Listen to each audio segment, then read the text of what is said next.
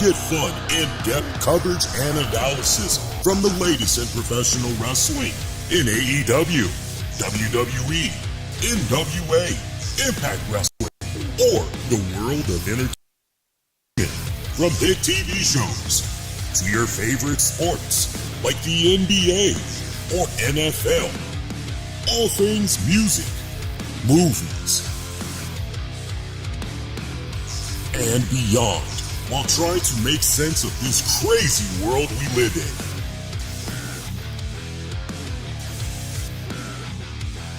All while keeping it honest, insightful, and interactive since 2011.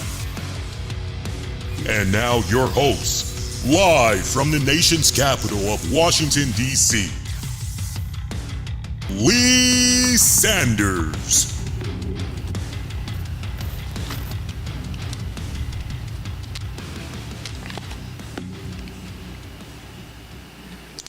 What's going on, everybody? Covering the latest in wrestling, entertainment, and beyond since 2011. You are checking out episode number 1057 of the RCWR show. Halloween is just literally right around the corner. If you're on the East Coast, we are essentially 45 minutes away from it.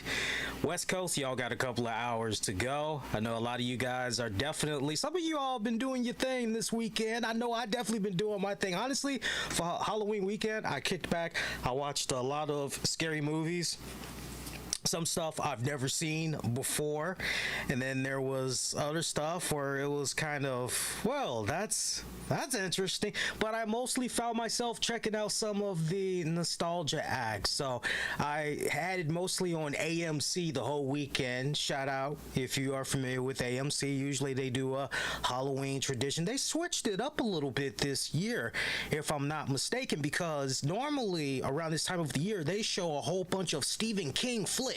Well, they didn't do that this go round, as instead they decided to mostly show a Halloween marathon for the most part. But to those of you that's going to be out there officially on Halloween, trick-or-treating, going the whole 9 yards, whether you're taking somebody out for trick-or-treating or you're going to be participating in a party of some type, just make sure y'all do it in style and be safe out there, please. If you're going to be drinking, do not drink and drive. We got a solid show for you guys tonight. You can check out the synopsis for tonight's episode to get a little bit of an idea, kind of whet your appetite, a little bit of a taste of what we're going to be talking about here on the show. But definitely we'll cover some key points from tonight's WWE RAW.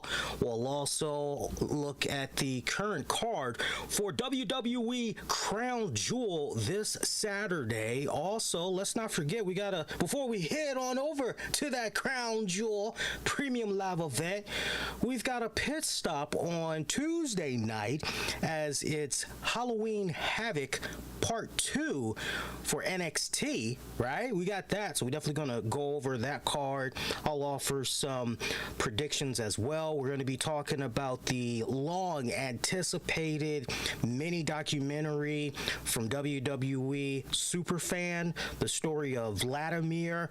They quietly had dropped that bad boy. No press whatsoever. There was no, I mean, the bad boy just dropped and it was like, oh, what the heck?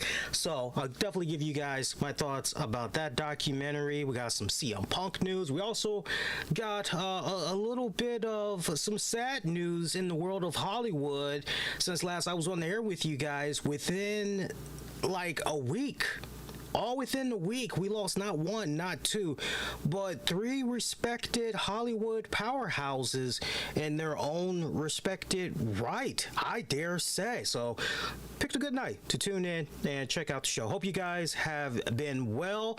This was the WWE RAW Go Home show, as this weekend is Crown Jewel. Shout out to those of you that's going to be able to check out Crown Jewel, the premium live event this weekend. I was telling the missus right before I came on air, I said, man, it sucks I'm going to be missing that pay-per-view because I'll only be able to watch the first hour 10 of it, and then I'm going to have to head off to work. So essentially, I mean, give or take, that's probably going to be about an additional hour and a half to 2 hours that I'm going to be missing of it. But, you know, it's all good. And as far as programming notes go, whether or not I'm going to be covering Crown Jewel, just stick around. I'll dive into all of that. So this week we saw as the Damian Priest world turns, if you will, or as the Judgment Day turns, as once again, we saw Cody Rhodes out there spinning the narrative to Damian Priest that, yo, see, this is why you're never gonna be a Money in the Bank. This is why you're never gonna be a world heavyweight champion. This is why you're never gonna be able to go as far as you truly should be able to go within the company, because, man, look at everybody else in Judgment Day that's doing all that, and then some. Rhea Ripley, she's holding it down. She's doing her thing, right? She's pretty much out in the forefront. Damian Priest, Finn Balor. Basically, this was Cody Rhodes essentially saying, yo, you are my man for all intents and purposes. You are playing second fiddle to all of these guys in Judgment Day. Probably the only thing that would have been even more insulting for Damian Priest would have been if Cody would have said to him, yo, even JD is getting a little bit more street cred. He's getting even more street cred than you, my dog. Like, seriously, that would have really, I think, truly brought it on home for all intents and purposes. But what they had designed tonight with Cody and Damian Priest, that was great, especially since Judgment Day had took a couple of jabs at Cody last week and the week prior, essentially saying, yo, talking about the story, finishing the story, and, you know, Judgment Day is pretty much like, yeah, we pretty much have ended that story for you, man. You ain't doing nothing. You ain't, like, done anything since. So, yeah, I like how it's been a tick for tat between Cody and Judgment Day for these past couple of weeks. Some interesting dynamics that you got going on there, and where there is essentially blood, right? Where there's smoke, there's fire, right? You know that narrative, right? You've heard that saying before. I just loved how Cody Rhodes is able to continue to exploit that little tiny bit of a crack in the Judgment Day's armor, right? I mean, it's almost, I'm going a little bit old school here, but it's the first band that comes to mind, but I'll probably think of a more modern act in a little bit if you give me time, but it almost reminds me of Harold Melvin and the Blue Notes. And when Teddy Pendergrass was part of that group, Teddy Pendergrass was really starting to get recognized and everything. And it was so funny because it got to a point where everybody thought originally that he was Harold Melvin and the rest of the guys were the Blue Notes, but no, right? That was like for the longest time, and Harold Melvin was pissed beyond no comparison to that there started to be cracks in the foundation of that group, and ultimately it led to Teddy departing the Blue Notes and everything. So I'm seeing just all the stuff that's being spun as far as the storyline goes, and I'm loving it. I'm not complaining about it. I'm loving what's going on here with the Judgment Day, because it's really starting to feel like we're getting towards that, I won't say finale, but more so of a turning point where Judgment Day is about to get shaken up at its foundation, and it's going to be a case where, okay, am I really benefiting from, because we've seen Finn Balor there before. We've seen him there before. Let's not forget that. And now it's essentially Damian Priest's turn at the bat. You know, now he's going through the motions. But the big difference is, as Cody Rhodes had alluded to in his promo post-match tonight, dude, what are you, like a 20-year pro veteran? And I mean, he really took Damian Priest to town with that freaking promo tonight. That was freaking, I mean, he damn near cut that man down the size, essentially. And if that's not enough to get Damian Priest really thinking about his future and everything, Boy, I tell you what, I don't know. I really don't know. We saw Damian try to chat it up leading up to this point with Rhea Ripley and them. Hey, I thought Judgment Day, there's no leaders here, and yet you're making matches, you're doing this, you're doing that. Rhea tried to squash that fire real quick. Kind of seemed like she did an okay job, but you kind of read in between the lines, at least for Damian's body language, it was pretty much, yeah, whatever, you can miss me with all that. So Cody limping on out there. I didn't even see Cody earlier in the night. If he popped up earlier in the night, I'm not aware of it, but we saw him kind of limp his way out there, but with a great sense of urgency in that main event match between Damian Priest and Sami Zayn, which was actually pretty good. Damian Priest winning via DQ. As final moments of this matchup, Dominic Mysterio, he ended up taking a cheap shot. Jey Uso comes out there, tries to balance out the odds, goes straight for Dom, hits him, takes out Finn. Jey hops on top of the apron, enters the ring, but then Priest grabs him. Boom. Jey Uso connects with the super kick, and that pretty much is what caused the disqualification. You could definitely, in regards to this main event match and everything that was happening during the main event, you could say there was a lot of overbooking involved. For sure, that really should have been dialed back a little bit. But if you really stop and think about this, you can't really crap on it too much, because Judgment Day is like a pack of wolves. Like, where there's one, the rest are surely to follow. So, you know, I mean, as much as most people probably want to crap on this, you definitely got to take a step back and say, you know what, from a consistency standpoint, you know what, okay, we'll give it to him, right? It's all right and everything. But yeah, as far as somebody, you know, winning this cleanly and all that, that really wasn't even needed, because after all, this is just all about selling this particular the particular matches that's going to be coming about from all this whole ordeal that went down, closing out the show and everything.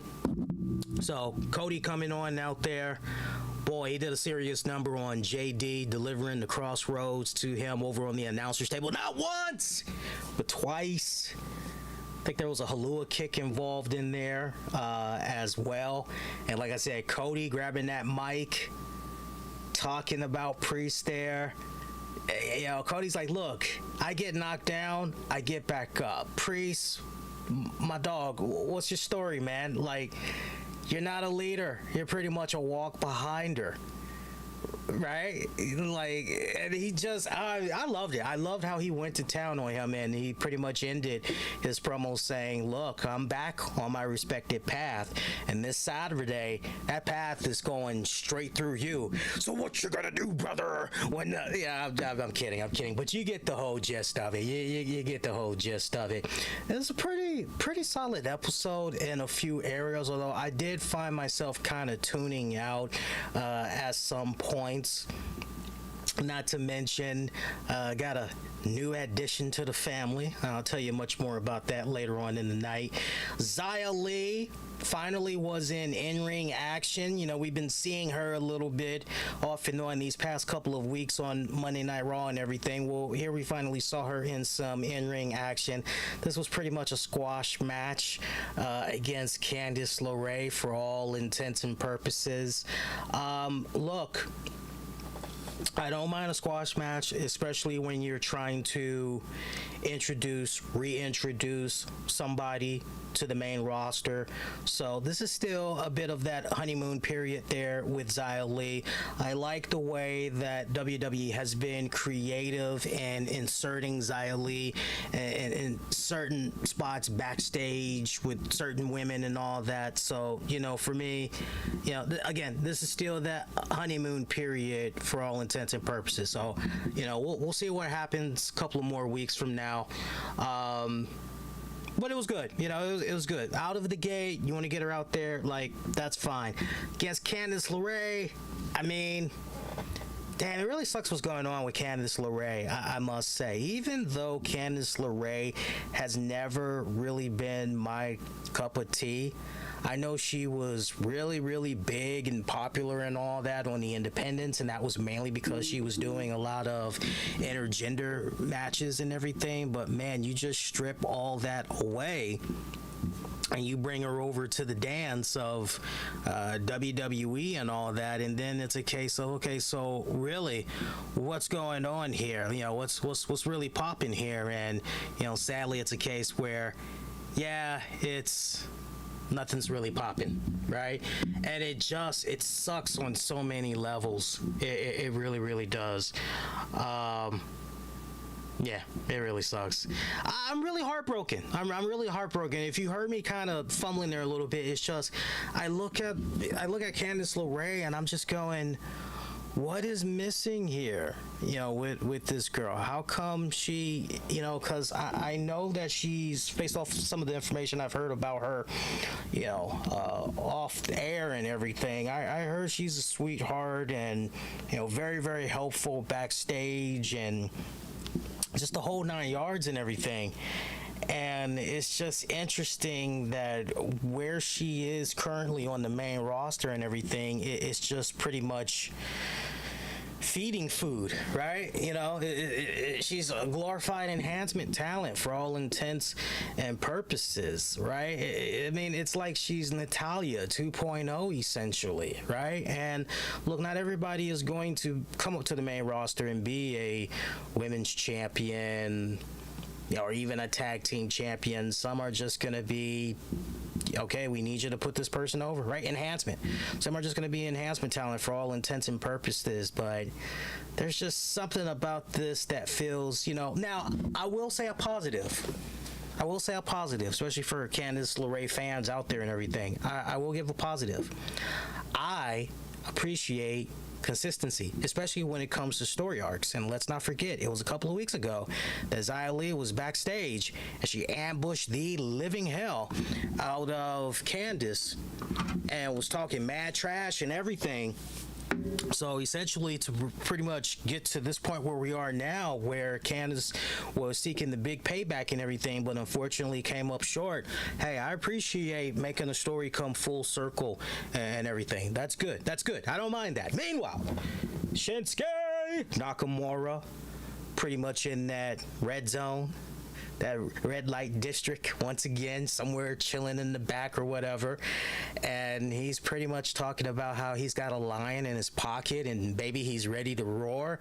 No, seriously, what he was saying was, yo, if you poke the lion, you keep poking it, right, you're gonna get messed up. You're eventually gonna get the paws, right? So he's pretty much just challenging somebody to step up to the plate. Somebody call him out, right? Somebody try to be a hero or whatever. He's just gonna wait, but he's not really sure how much longer he's gonna be waiting, because where there's an opportunity, he's pretty much looking to take it.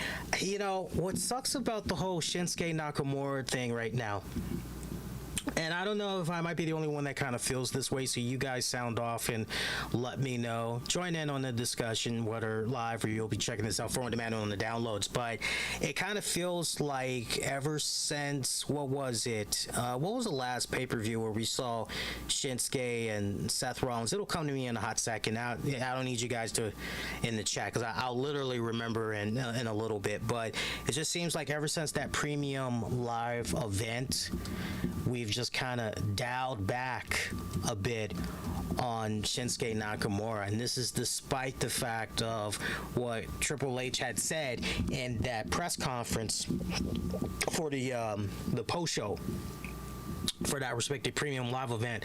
Fastlane is what I'm thinking about. You know, I mean, he was very, very high on Shinsuke and giving him a lot of props, talking about, yo, if he can continue to just string this together and everything, you know, I mean, he was hitting it out of the park for consecutive months there. As far as being a dark horse, yo, this is my dark horse MVP of the month and everything, you could make an argument that a lot of the work that a lot of the work that Nakamura was doing, particularly with Seth Rollins, it had definitely warranted having him continue to be just maybe a win or two away from getting right back involved in the main event picture and everything. But, since then, it just feels as though we've really dialed it back drastically with him. And I don't really like that feeling. I got to admit, I don't really like that. I hope that with 2024 right around the corner, bigger things are on the horizon for Nakamura. I see no reason why, between the undisputed World Heavyweight Universal Championship and then the World Heavyweight title on Raw, I see no reason why in 2024 there is a death vice grip on both respected titles that nobody else gets a crack to be a respected champion. I would be really shocked if we were to sit here same time next year and Nakamura has not become a world heavyweight champion. Mark that down, because if you need to say almost a year from now, Leah, I hate to tell you so, because it doesn't look like anything happened there with Nakamura, and you guys can definitely be the first to remind me, let me know, and everything.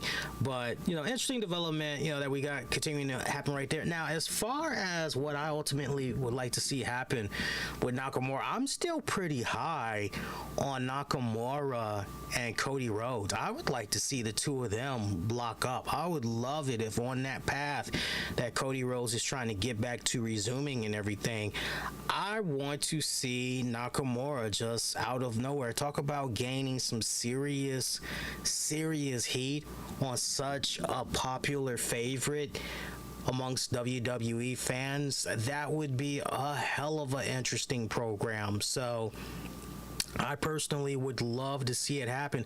I'm trying to think if Shinsuke and Cody Rhodes ever did a match together in the WWE. It escapes me right now, to the point I'm actually doing a Google search just to see if something had happened between these two. And survey says,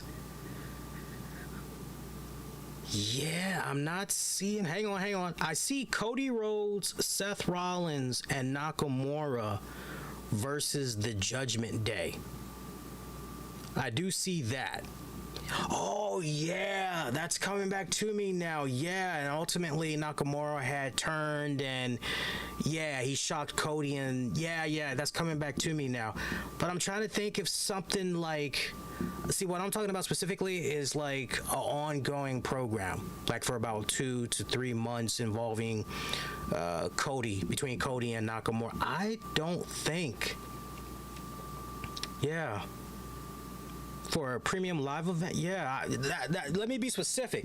It's one thing if you say, yeah, Lee, Nakamura and Rollins, they did lock up before. What I'm saying specifically is Nakamura, Cody Rhodes involved in a short-term feud culminating in a couple of premium live events. That's never happened before, to my knowledge. So that would be pretty fresh, especially if you do it just right and everything, bringing in that past New Japan Pro Wrestling experience that Cody Rhodes has. I really think that would be a hellacious, badass program. So hopefully that's the direction we're going to be going in. Only time will tell. So let me know your thoughts as far as who you want to see Nakamura lock up with next and everything. DIY in the house, taking on Ludwig Kaiser and Giovanni Vinci. DIY picking up the win. Fun little matchup.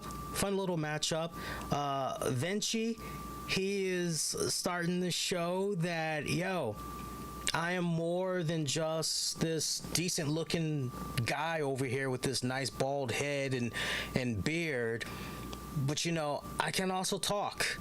Because I love that Miz TV segment that happened prior to this tag match. That was badass. I love seeing. So I guess we're now turning Miz into a babyface. I'm trying to understand here who's the face and who's the heel, because if we're supposed to feel sympathetic towards the Miz, I don't know if that mission was necessarily accomplished tonight. Let me explain to you where I'm coming from with that. So we had Miz TV where Miz was trying to present a interview segment with Gunther to talk about his successful long championship title reign thus far, and he did not come out for whatever respected reasons. He did not come out. Instead, Ludwig Kaiser, Giovanni Vinci, they came out. Miz was pretty annoyed with that, as Kaiser came right back. Yeah, the reason why Gunther isn't out here, he don't feel like it. He feels this is kind of beneath him. You calling him out? No, that's not how this works and everything. And Miz was pretty annoyed, and he took the opportunity to ask Giovanni Vinci, okay, so is that how you feel? Like you can't talk? You don't have anything that you can say in regards to this? Like what the hell? To the point that Miz said to Giovanni Vinci, well, 3 must be a crowd, because it seems that Ludwig Kaiser, is playing second fiddle to Gunther. So, hey, Vinci, looks like you're the third wheel in that. So, right? And Vinci, on a rare occasion here, I think originally when WWE was going about this, I think, I truly believe in my heart of hearts, and I would be shocked if otherwise, but I think initially when they were planning this, they weren't aware that Vinci wasn't having any lines. I don't think they did that on purpose.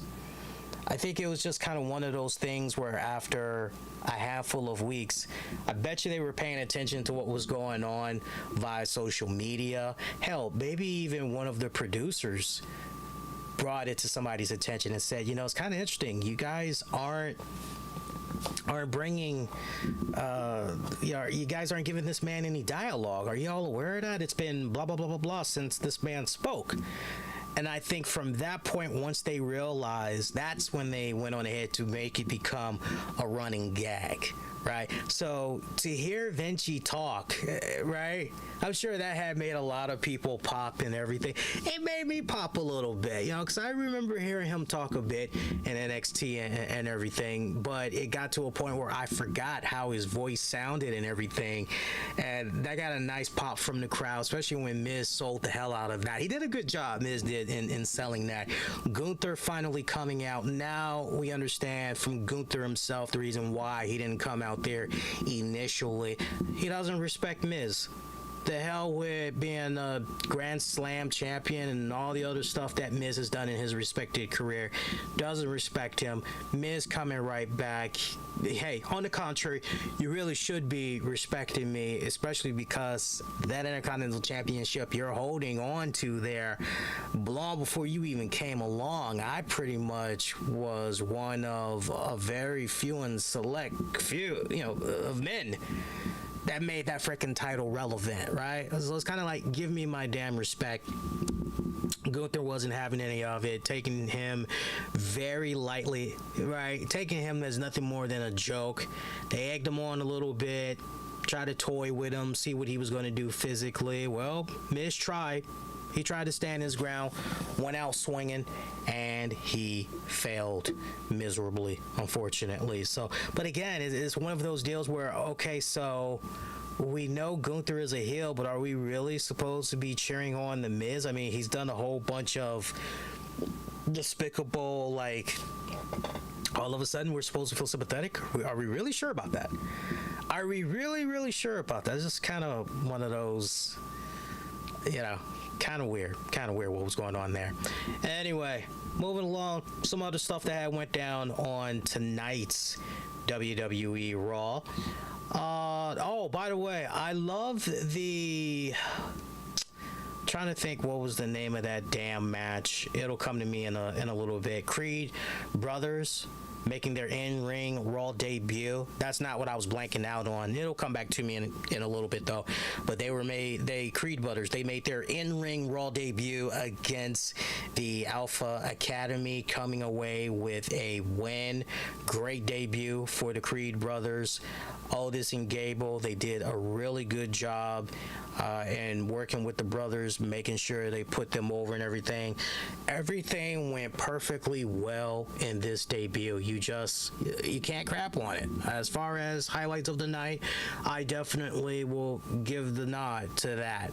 I would love to see a lot more from these two respected tag teams. That's how much I had enjoyed this. So, more please and thank you. That's all I gotta say. More please and thank you.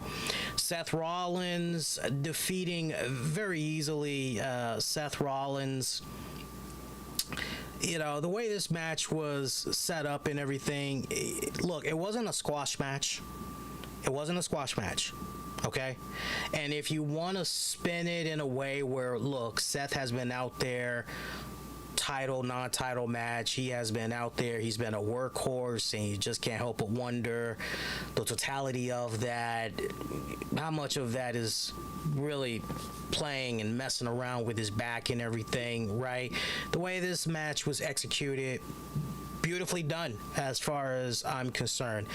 JD McDonough, the way he was booked in this, he had plenty of opportunities to get in some really good offense. He looked pretty good. Even though he lost,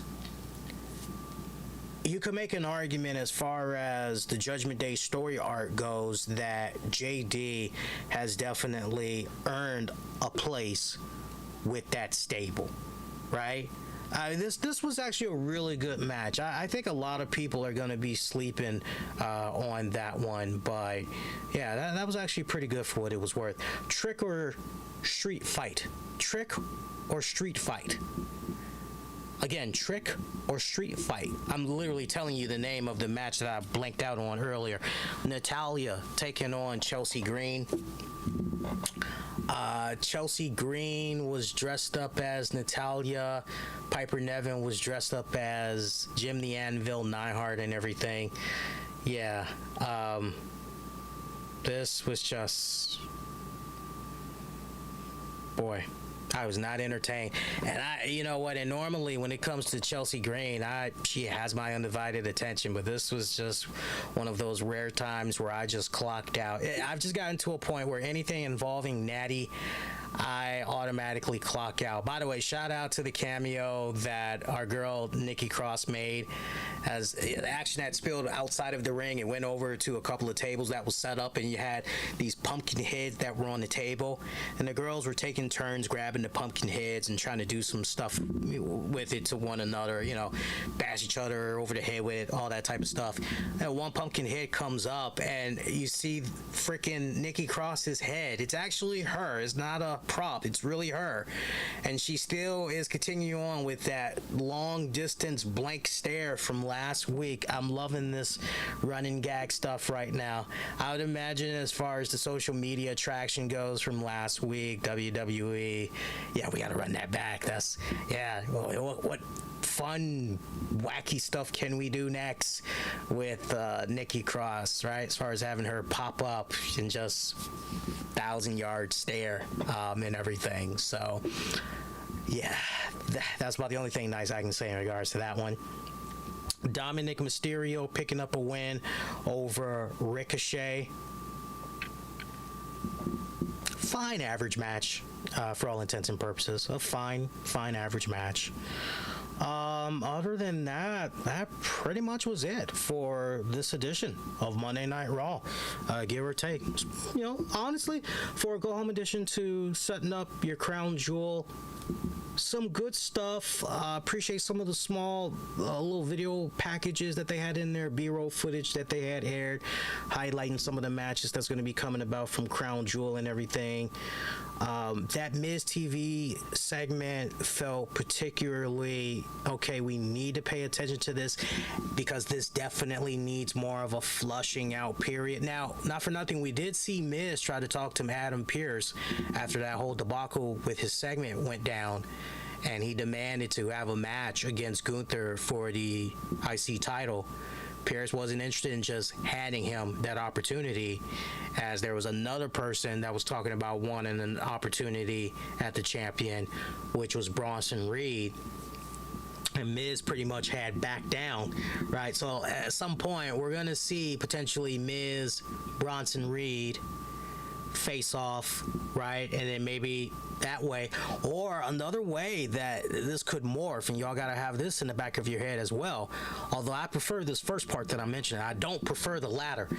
It could be a triple threat between these guys for the IC title, and I really hope it doesn't go in that direction. I would more so love it if we went in the Miz Gunther. I think just the two of them alone, that would be fine. And man, what great bragging rights that would be for Gunther to say, yo, I defeated, definitely, without a doubt, for sure, a future Hall of Famer in the WWE, you know, Grand Slam, two-time WWE champion, right? Just name them all off, right? That's good bragging rights there, right? No matter how some people may feel about Miz and everything, like, you know, you can't take those moments that he was able to obtain in his career with the WWE and everything. So, you know, they did a pretty good job in keeping you into the show for the most part, for the whole 3 hours.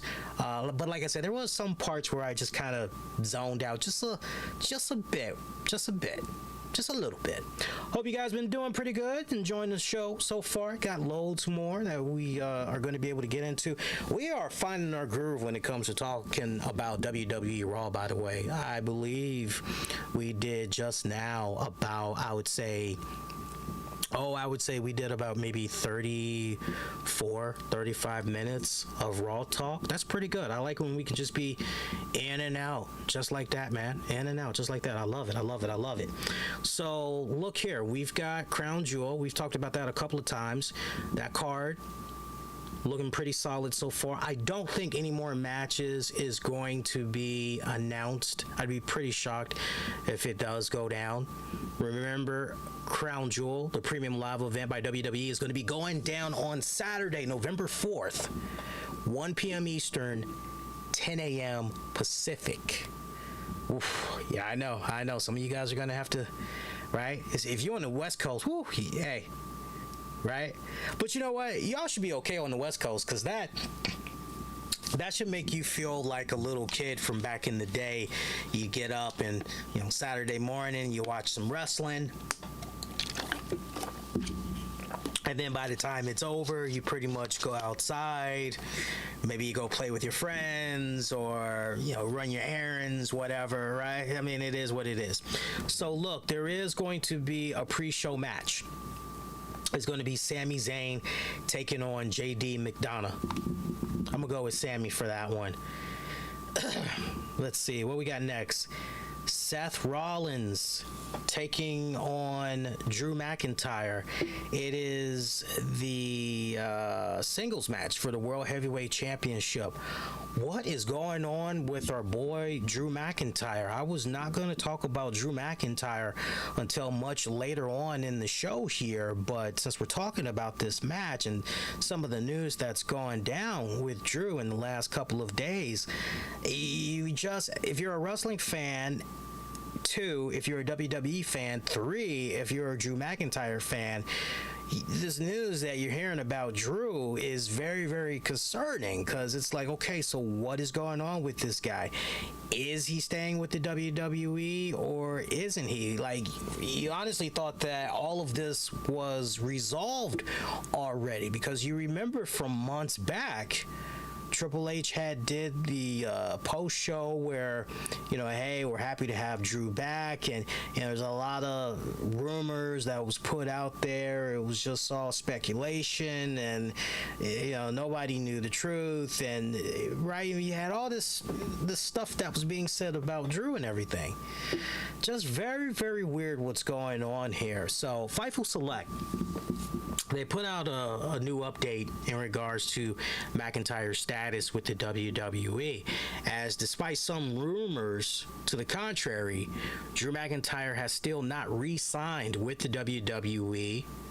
Remember, it was reported back earlier this summer that McIntyre had not signed a new contract with the company, and that he was on a he was one of a few stars with contracts up in early 2024, And it's kind of like you hear that, you go, okay, well, why haven't we, like, what's going on here? So Fightful Select goes on to say that while some rumors online suggested he signed a new deal, remember, that's what we kept hearing, and then essentially what Triple H had said, right? Remember the infamous post-conference there, he was talking about Drew, and you're like, oh, okay, so, all right, we're good. We got nothing to worry about. Well, no, not the case.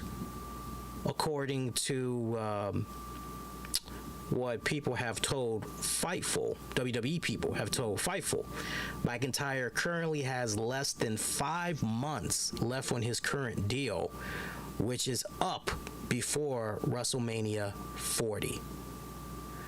So him, along with Becky Lynch, couple others, their contracts are up pretty much first quarter, second quarter of 2024. So I can't believe we're still having this issue with Drew McIntyre. You know, mark my words, I told you guys repeatedly in regards to Drew McIntyre, because I know there's some Drew McIntyre fans that's out there and everything, and I have said repeatedly, look, make no mistake about it, so long as Drew McIntyre continues to stay with the WWE, as far as future championship reigns goes, that guy has, I told you all, he's got at least 3, potentially 4 more title reigns coming to him easily. Nobody will ever forget, wrestling fans wise, especially, you know, amongst WWE fans, nobody will ever forget what that man had did during the pandemic era. If ever a time for somebody to step up and everything, Drew McIntyre was that man. So I would love to see this guy be champion again, but this time in front of an actual audience. In front of an actual audience. I thought he did a phenomenal job. So there's a lot of moving parts, obviously, that's going on right now with WWE and everything, but I'm telling you, as far as early predictions for 2024, as far as that goes and everything, I would be shocked if Drew McIntyre were to make his exit from WWE. I would be really, really shocked at that. I mean, on the one hand, if you're a Drew McIntyre fan, you can look at it and say, Drew has pretty much just about done it all. He's gone as far as he can. You could also make an argument that, hey, look, he proved to himself by going out there on the independents, you know, changing his whole outlook, changing his whole repertoire, his gimmick, and all of that. And look, you know, he was essentially able to come back to the dance, and he was able to become the man, and then some.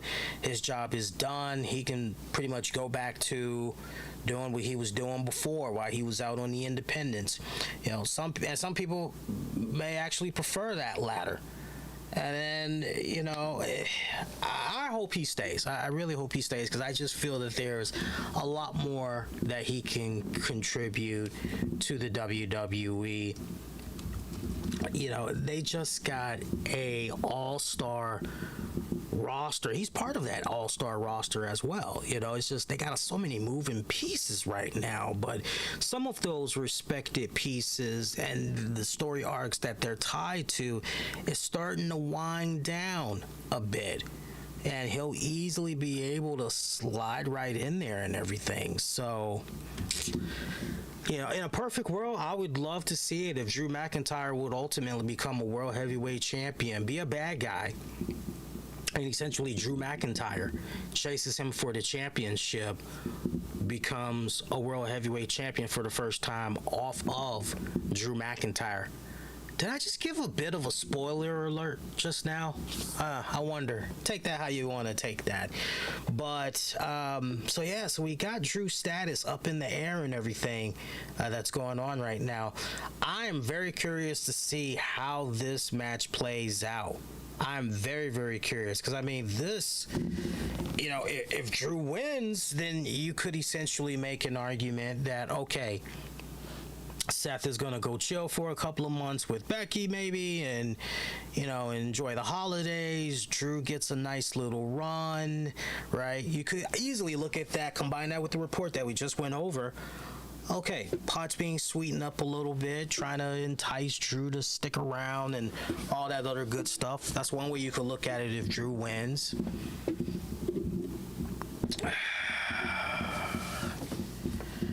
I really like the idea of Drew McIntyre going over.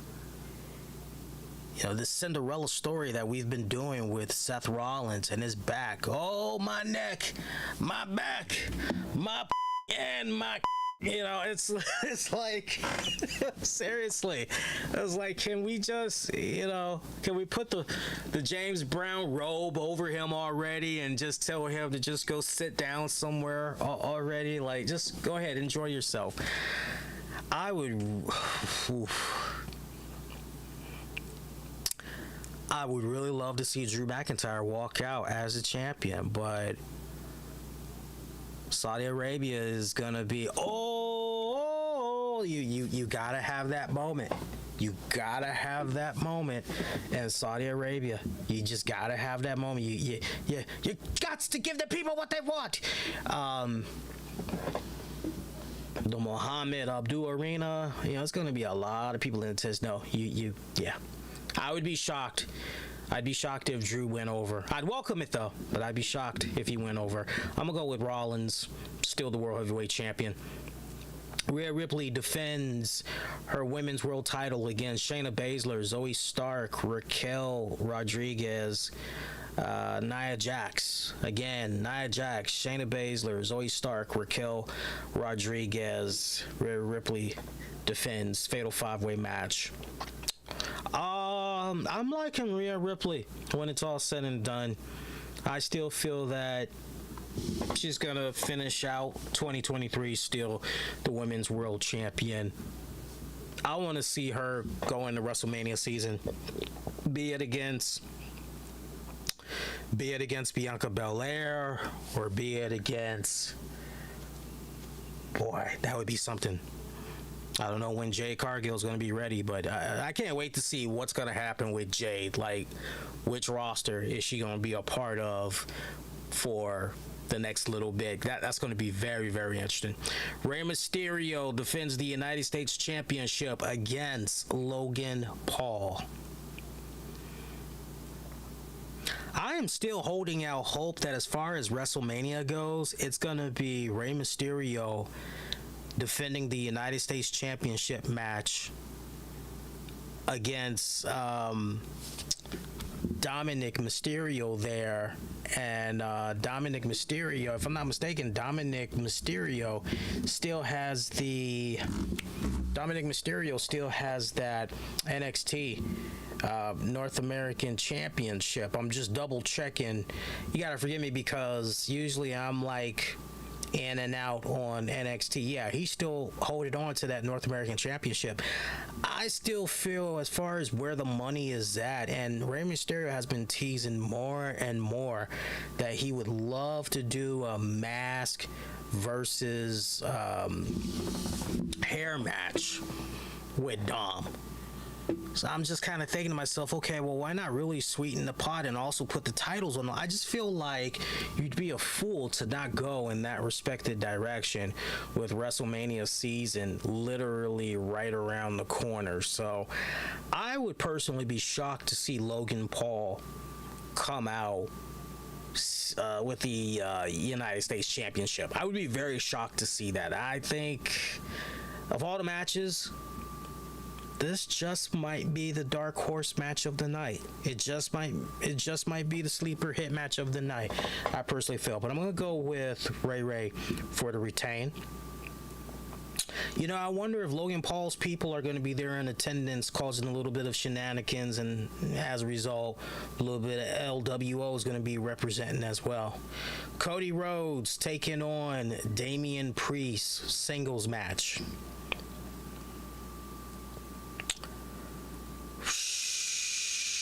Damn.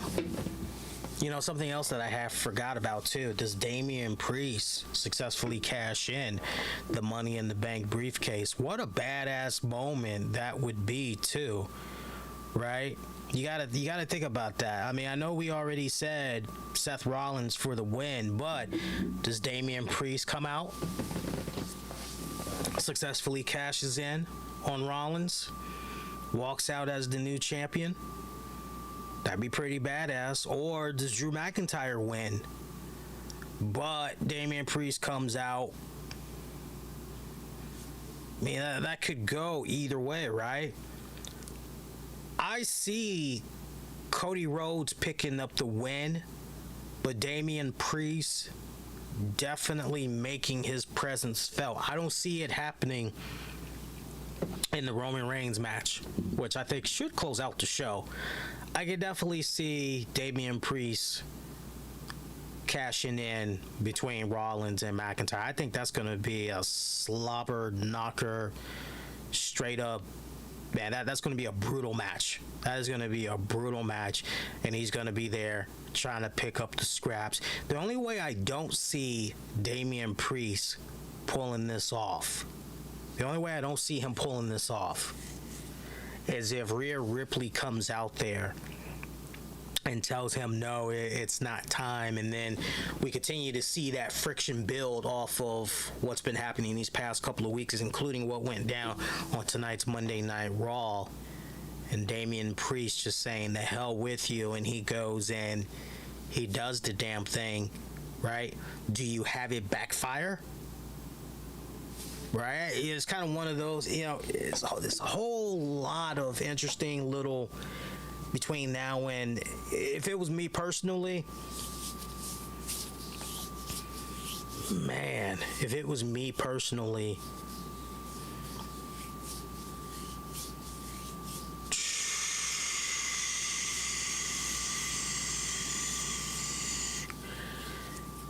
if it was me personally, I would have that briefcase backfire on Damian. I really would. Because the one thing that you could say about Rhea Ripley, Rhea has been the voice of reason. She has been everything that she has been doing, not just in her respected run as the women's champion, but all the input that she has given to her fellow Judgment Day members, teammates. It's, no. Let's not do it like that. We need to do it. She has been trying to get them to think very calmly, be very methodical, be very strategic in their line of thinking and going for XYZ. So this would be very, very interesting right here if everything just kind of blew up, right? Do a continuation there on Judgment Day imploding, right, within there. I kind of like that idea. John Cena taking on Solo Sikoa. Didn't somebody have this weird stat on John Cena recently where they said John Cena has lost like a whole bunch of singles matches or whatever as of late? Well, let that trend continue. Oh, yeah, let that continue, please. Let that continue, please. No, seriously. John Cena wins, but Solo Sikoa does a brutal beatdown on him post-match. Takes him out with that Samoan spike. Thank you, John Cena. Thank you, John Cena. Remember, we're supposed to have John Cena up until November. Now, I don't know the firm. If you give me a second, I can tell you. See if I can find John Cena back with WWE until November. I can tell you guys exactly. Yeah, according to this, unless they are able to come to some type of a new deal and everything, at least according to Fightful, Cena is scheduled to appear with WWE all the way up through the November 3rd edition of SmackDown. And of course, we know Cena is going to be part of Crown Jewel. So Yeah, and now that the actors can essentially, well, actually, no. The writer's strike, that's over with.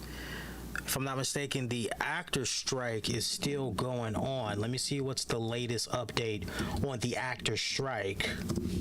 Because I know AI and all that other stuff.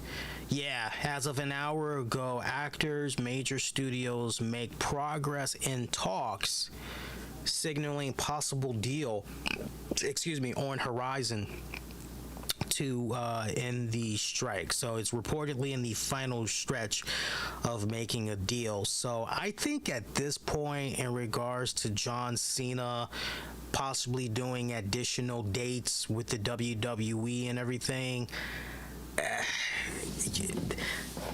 the last thing you want to be doing is add on more dates, and then unfortunately you've got to break those dates. Right, that's the last thing. You shouldn't do that. And John Cena holds himself to a certain standard, never wants to disappoint his fans and all of that. And if he commits, baby, he has fully committed. He doesn't like backing out, right? That's the rep we've been able to get of him from over the years. So no, I would imagine that after everything is said and done at Crown Jewel, for the remainder of 2023, that will be the last that we'll see of Cena. I got Cena winning, but he's gonna get that Samoan spike. Remember the storyline that's been playing out these past couple of weeks, where Paul Heyman has pretty much said, look, it's not a matter of if, it's when Solo Sikoa hits you with that spike. The greatest gift, John Cena, that you have, talking on the mic and all that voice, that's it. It's gonna be gone. Right? They should have taken that a step further and essentially said your Hollywood career will be over, right? But they didn't go in that route. It's all good. Io Sky defending the women's championship against Bianca Belair. It's interesting because a lot of us thought that from Fastlane that was going to be it for Io Sky, because we pretty much all felt collectively that the honeymoon period was over and that's it for Io, right? It just felt like it was dead there. I'm gonna go with Bianca. I still feel as though, in regards to Io, nothing personal against Io, but I just feel they, for now, have reached that peak with her. If anything, it feels like you've got more fixings there between Io and Bailey and damage control, and maybe that can be flushed out a little bit more, and I think this match can be the catalyst for that. So I'm going with Bianca Belair coming out as the new women's champion. Main event match, LA Knight going up against Roman Reigns for the undisputed Universal Championship. I love what's been going on with my man Roman Reigns as of late. We're down the stretch there with the bloodline and this long reign, which we'll talk about more on Wednesday, as far as is the end near? Is it in sight? And how should it finish on out and everything? And just, I will say this much to you guys. It's been a bit of a deflating reign in 2023. Just these loose, sporadic appearances that Roman has been making here and there. I can see it rub a lot of people the wrong way, because it's almost gotten to a point where it feels like the Brock Lesnar era. But at the same time, it feels that much more special when the champ comes around. You feel me? So, but I love what's been happening with LA Knight. This great rise. He has really captured lightning in a bottle so far. It's been a phenomenal ride, and I know a lot of people are looking at this. LA Knight. Yo, I would love it too. But come on, man. Y'all been with me this far. Y'all been with me this far, and I've picked Roman Reigns practically every single time. No, and actually not even practically. I have picked Roman Reigns every time. I have not ever gone against Roman Reigns since he's been back. I ain't stopping no time soon. I'm probably not stopping until we get to WrestleMania season. This is going to be a good match. He's been rising to the occasion so far. Going toe-to-toe on the microphone and then some with Roman. I love the segment that they had from this past Friday's SmackDown. Loved it. I loved it. I got goosebumps over that whole segment. I was just so giddy over that segment. I loved it. I freaking loved it. And you know what? Look, I know some people, most likely, they're going to be upset at the fact that LA Knight not going to come away with the championship. You know, I get it. Trust me, I get it. But don't look at it as a sign of, he's being buried. WWE doesn't know what they're doing. You know, remember, they've already got all this stuff mapped out months, sometimes a year in advance. Now, granted, injuries do happen, and some people have to go out for a little bit, and then they've got to shake the whole thing up. You know, it's kind of like a magical 8-ball, and okay, now where do we go? You know, kind of one of those type of deals. But make no mistake about it, you know, and look, if it were me in charge of laying out this match, this is where you gotta give it the Pat Patterson treatment. This is where I would encourage WWE, you gotta go with a dusty finish. You know what I mean? Either you go with a Broadway special, okay, or you go with a dusty finish, right? For you younger wrestling fans out there, let me break that down to you. Let me talk to you. Yeah. You know, you either go to the time limit, and that's it.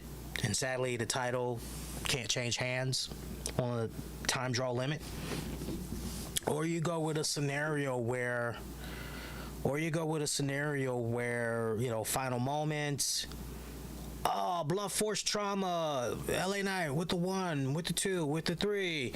Hey, new champion. Hey, right? And like maybe the referee misses it, but Roman was able to maybe get a little bit of a pinky finger up on the rope or something like that. Right? So the pay-per-view is ending. LA Knight, you know, you got the confetti, all that other stuff. He's got the championship.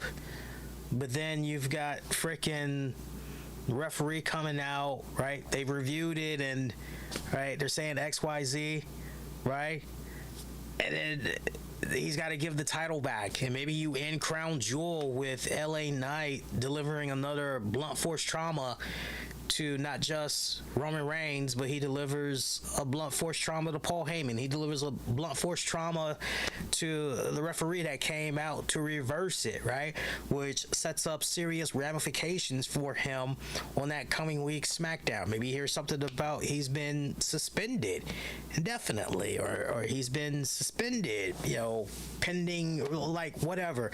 But you got to do something where you have the fans come out of there and collectively they say, man, LA Knight was screwed. You got to do it that way. There's no way you can end this. You cannot end this by having LA Knight lose cleanly in that ring on Saturday. That is going to be looked upon, very frowned on, and a lot of people are going to question the booking of that if they lay it out that way. So, you know, some words to the wise on that one. So we'll see how WWE plays that out. But that's how I'm looking at Crown Jewel.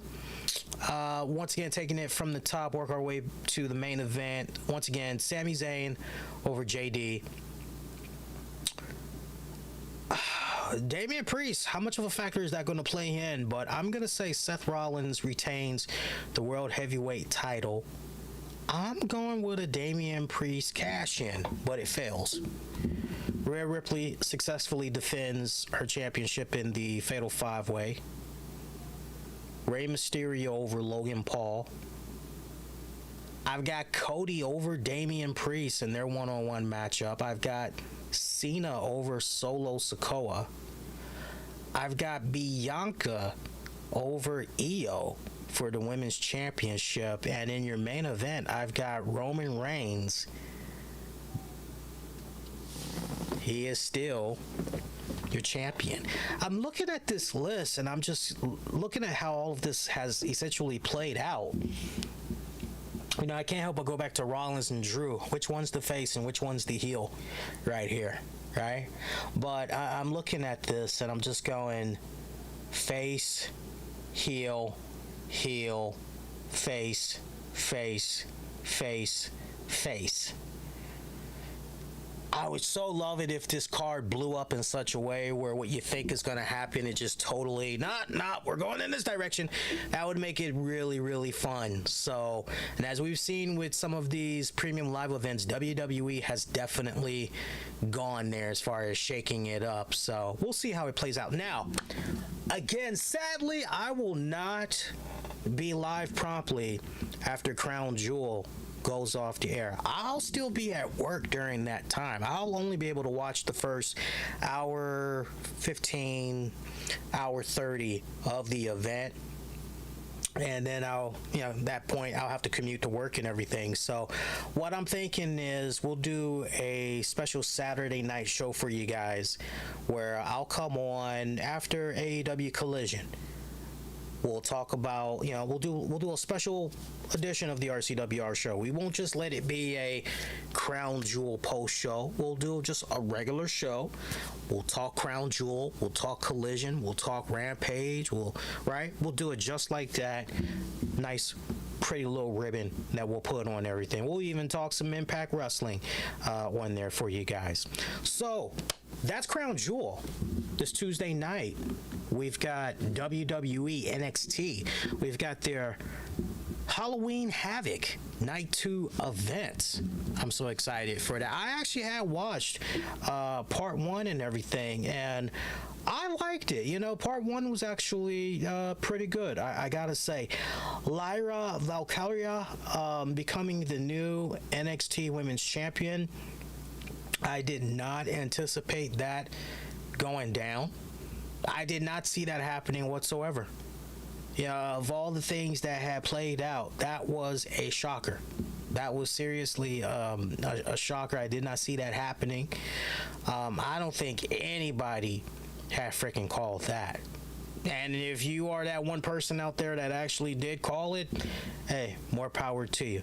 But night 1 was pretty good. I did enjoy it. Now, the card for night 2 goes as follows.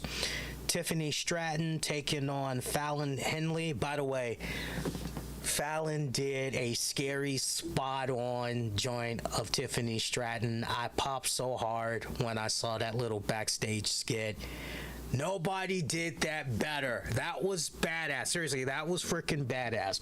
Hey, for those of you, by the way, that's trickling on in, and you're tuning in live, if you're accessing the show via YouTube and you want to specifically hear to talk about Monday Night Raw, we dedicated the first 35 minutes to the talk of Raw at the very beginning. Like, as soon as we started up the show, got the greetings out the way, gave a little bit of a preview what we were going to be talking about, and we just went right for the jugular, dedicated 35 minutes to the talk of Raw. Now we're talking about the NXT card, a lot more stuff that we're going to be talking about too, wrestling entertainment wise. But yeah, going back to that Tiffany Stratton Fallon Henley segment, I loved it. That was just, I popped hard over that.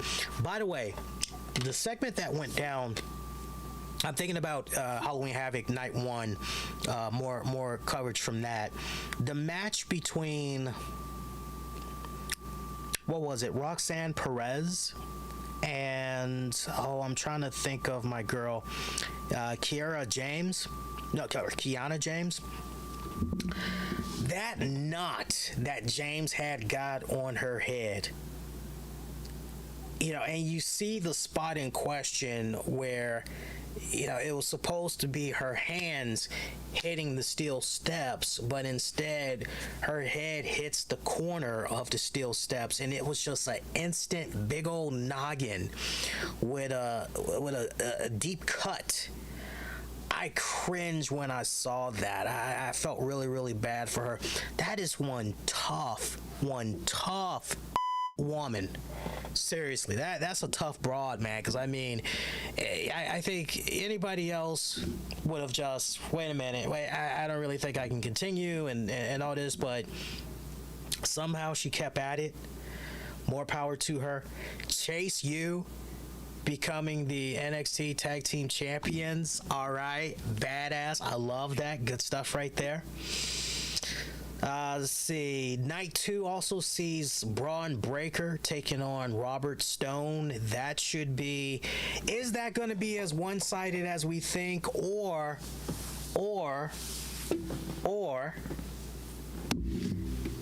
is our boy gonna come back, make some type of an appearance, and cause Braun Breaker to lose that match? I think that's exactly what potentially is gonna happen. I potentially think that's what's exactly gonna happen. I know a lot of you guys are like, who are you talking about, Lee? Some of you all, not me, some of you all refer to him as Forehead, right? Some of you all refer to him as Forehead. I've never called him that. Don't plan on. Of course, I'm talking about Von Wagner. I would not be surprised if Von Wagner makes some type of a cameo and pretty much help Robert Stone pick up the win, especially when you had that interesting breakthrough segment from last week's Halloween Havoc Night 1, where they showed Von Wagner, he's rehabbing, and Robert is so upset at what happened with him, and he felt a bit responsible. He should have been there for him and all this other stuff, and called him his friend. And Vaughn latched on to that word, like, wait, you consider me a friend? And Robert Stone's like, hell yeah. And, you know, it's like, finally, they're really breaking some bread right here and everything. The NXT Women's Breakout Tournament Finals as Lola Vice takes on Kelani Jordan. Oh, man. Oh, these girls are so talented. I really, it's my first time checking out both of them as far as in-ring action goes last week. Both of them did phenomenal. Lola Vice, I am extremely high on. I got to give a shout out to my buddy Kev Castle. You know, because he was singing her praises early on, from the moment that it had appeared that she potentially was going to be signing with WWE. And I remember I looked up some of the images of her online, and I said, okay, you know, she's a cute face, and okay, I can definitely, all right, yeah, cool. But man, this girl, as far as in the ring goes and everything that she can do, yeah, man, definitely. As far as a breakout star goes and everything, yeah, she's my winner. She's my winner for it. I got her winning the whole damn thing. Look, if Kalani gets it, that's great too, but yeah, I got to go with Lola Vice. Tables, ladders, and scares match. Not stairs, scares, like scary. Creed brothers taking on Angel and Humberto. I'm going to go with the Creed brothers on that one. I'm going to go with the Creed brothers. WWE Women's Tag Team Championship match. Chelsea Green, Piper Niven taking on JC Jane and Thea Hale. Man, it would be interesting if they went to JC and Thea. But I still feel there's a lot of life left there in Chelsea and Piper. I feel like they've barely scratched the surface. I'm gonna go with Chelsea and Piper. North American Championship match. Dominic Mysterio taking on Nathan Frazer. Forget about it. Hey, baby, I hear the blues are calling. Toss salads and scrambled eggs. Dominic Mysterio, hands down. Remember what I just said about Ray Ray. So, come on now. Am I really going to pick against Dominic? What I just pitched earlier? No. And for the NXT Championship match, Carmelo Hayes, taking on Ilya Dragunov. Ilya retains. I've got Trick Williams interfering in this one. We've seen the seeds that's been planted. Critical moment there when John Cena had popped up, and Trick asked him straight up. He said something along the lines of, how do you know when it's your time? And John Cena pretty much was like, Let me talk to you about that. So, and I would love for Trick to follow up on that conversation and reveal to the NXT universe what Cena had said to him and everything. I would love to hear that, right? And who knows? Maybe eventually Carmelo gets in the face of John Cena somewhere down the road in 2024. Who knows? Anything can and will happen in the WWE, as they say. But definitely call the shot. You got to look for Trick Williams in that one. So that should be pretty good. Again, that's going to be for Tuesday night NXT Halloween Havoc Night 2. Looking forward to checking that out and talking about it with you guys on the Wednesday night edition of the RCWR show. Hey, I finally got a chance to check out Superfan, the Story of Vladimir. This is a documentary. When I first heard about it 2 years ago, I was extremely excited because as a kid growing up in the 1980s, I can remember from the 80s going all the way up till now. I can remember Vladimir, a very distinct look, and I just remember seeing him, the green shirt guy, the Brock Lesnar guy, the guy that kind of looked like Howard Stern meets a very young Mick Foley that would always be in attendance. It was like, I remember the WWE Blazer Jacket guy. Shout out if you remember him, right? It's like a whole bunch of people that I could just remember seeing on my television set over the years, and I would always point them out, or me and my friends would always point them out. Hey, they're there again, and what the hell is going on, right? All this other stuff. And you of course, you never knew the name to that face. And yet a beautiful thing had happened where social media comes into play, and these same people that we're seeing on TV, they eventually create accounts, and we're able to follow these people that we love or respect or admire because of their dedication. And Vladimir was definitely one of those people. If you were watching the WWE product back in the day, you're like, who is that guy? Like, seriously. It reminded me no more different than shout out if you remember watching Showtime at the Apollo back in the day. There was this older black lady in the first 5-7 years of the show's existence on TV syndication. There was this older black woman that was always in the front row. She had the same freaking seat. And you knew your stuff was banging if she was standing up on her feet and she was trying to touch your hands, or she'd be giving you the thumbs up, all that. And she would be the most vocal when it came to audition night, right? Show the audience what you got, and if you got what it takes, you'll move on to the next round. But if you suck, the fans are gonna boo you. Sandman's gonna come out, drag your behind off the stage, and she would be one of the main ones. If she didn't like your stuff, she'd be the first, the freaking stand up, boo your behind, make sure Sandman comes out there and takes you. So, and a lot of the fans in attendance, they fed off of her, and Vladimir kind of had that same infectious energy and everything. And I tell you what, first hearing about this documentary 2 years ago, I was very excited. Could not wait for it to be released. I was very intrigued to learn a lot more about Vladimir and the secrets that would be told, if any, about how is he able to continuously get in on these seats. What the hell here, right?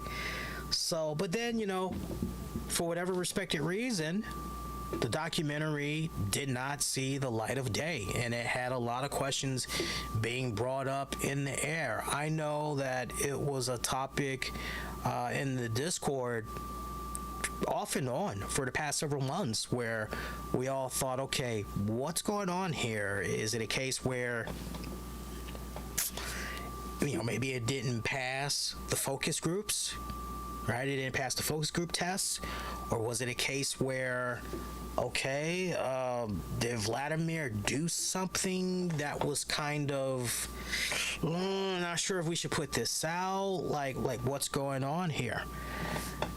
So a lot of stuff was up in the air, and we were just on this show last week where I had quoted Mike Johnson of PW Insider. Mike Johnson had said something along the lines of he hoped that one day the doc would come out because he considers Vladimir to be one of his best friends and found his story to be very, very fascinating that the entire world should know about and everything. But not even Mike Johnson hinted to the fact of, this documentary is getting ready to come. Not even he, right? So to see this doc just, okay, it's released, right? No hype, nothing. No ad spots, nothing. It's out there. You're going, oh, okay. Checked it out over the weekend. I gotta tell you, if you have Peacock, you gotta go out of your way and you gotta watch this documentary. It's not long, drawn out, 37 minutes. Boom, you're in, you're out. And it just feels so awe-inspiring. What I really loved about this, and essentially what was captured of Vladimir, is the fact that it was raw. And when you've got something that's very raw, very authentic, right? Very genuine, there is sincerity to it. Man, when you got all of those great things going on there, you've got something special when it's all said and done. And that's exactly what they were able to capture here and telling the story of Vladimir. Vladimir, who's a Haitian, his mom had came to the United States first, and she worked very hard, worked a lot of odd number jobs, doing everything that she could. You name the job, she was doing it, but she did it all to save up enough money to eventually send out overseas for her family, her kids, to come and join her in America. And that's ultimately what had happened. Ultimately, Vladimir joined his mom in North America and everything. And this guy was going to the frickin' Garden, I believe, as early as the 70s, because he's 62. Well, no, at the time that the documentary was being filmed, he was 62. I would imagine he should be 63, 64 by now, but at that point, as of filming, 62. So, this guy fell in love with wrestling very, very early on, right down to the point. I mean, that's an impressive record, too, by the way. This man has been to over 1,000. Let me repeat that one more time. This man has been to over 1,000 WWE events. He has been to, 34 WrestleManias. He's only missed one, but he's been to 34 WrestleManias. This man is working long, hard hours, saving up his money, and going to these shows. Right? Yeah, I mean, that is love. That is dedication. That is, I like some of the rumors that were put out there about Vladimir. Oh, he's Vince McMahon's bodyguard, or there's a whole bunch of stuff that was put out there. None of it was true. He's just a fan. Just a regular fan. Loved what he was seeing of the in-ring action. Felt a connection to the wrestlers. Would always be the most vocal, whether he liked somebody or not. It was never anything personal, right? And you see the type of lifestyle that this man has. You essentially see his apartment or whatever. I mean, it's some crappy little shindig of an apartment, because he lives out in, Manhattan. It's a crappy little apartment that he has, but he's got this little small room. It's like a shrine dedicated to nothing but WWE memorabilia, authentic memorabilia that he's collected from the wrestlers themselves over the years that they gave to him. And you're just looking at that and you're just going, man, this dude is all right in my book. Teach its own, but I just looked at just everything with this documentary and it just really struck its core with me as a wrestling fan. And it just made me go, Vladimir, you are definitely us. You are representing us. You know, you are definitely speaking on our behalf for those of us that have been in love with the sport of professional wrestling for so many years and everything. And, you know, that emotional part there where his mom had died due to COVID, I'm not gonna even lie to you guys, that teared me up big time when I heard that. Yeah, and just to see how much of a toll it took on him mentally, that really messed his head up. And then the fact that COVID came around. So for him to not even be able to go to a wrestling event in person, and at the same time he lost his mom, yeah, your head is probably not going to be in the right space whatsoever.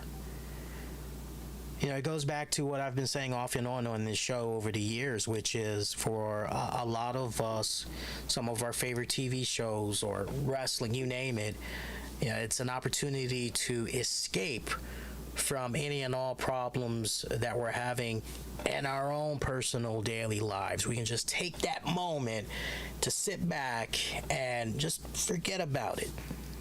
30 minutes, an hour, 2 hours, 3 hours, however long that program is that we're watching, we're able to just forget about it for a little bit and do our thing. Yeah, that's Vladimir. That's Vladimir. Even very relatable. There's a lot of stuff in here, you know, pathos, egos, right? Empathy, sympathy. You're just, all of this is just all at play while you're watching this special. You know, I love this documentary. I really, really loved this documentary. I wish that they would have been able to get Mike Johnson to speak. I can't wait to hear Mike Johnson sound off about this documentary. And as far as your involvement, did they interview you, or what happened? Footage wasn't used. What's going on? Yeah, I'm a little bit curious about that, because here's Mike Johnson, Vladimir's best friend, and other than a cameo in the form of a photograph with Vladimir, Mike Johnson, and a few other people, like, that's it. The other thing too was Vince McMahon. I was very, very surprised that now Vince McMahon makes an appearance in this, but listen to the way that he talks. It's a very generalized comment as far as WWE and its fans.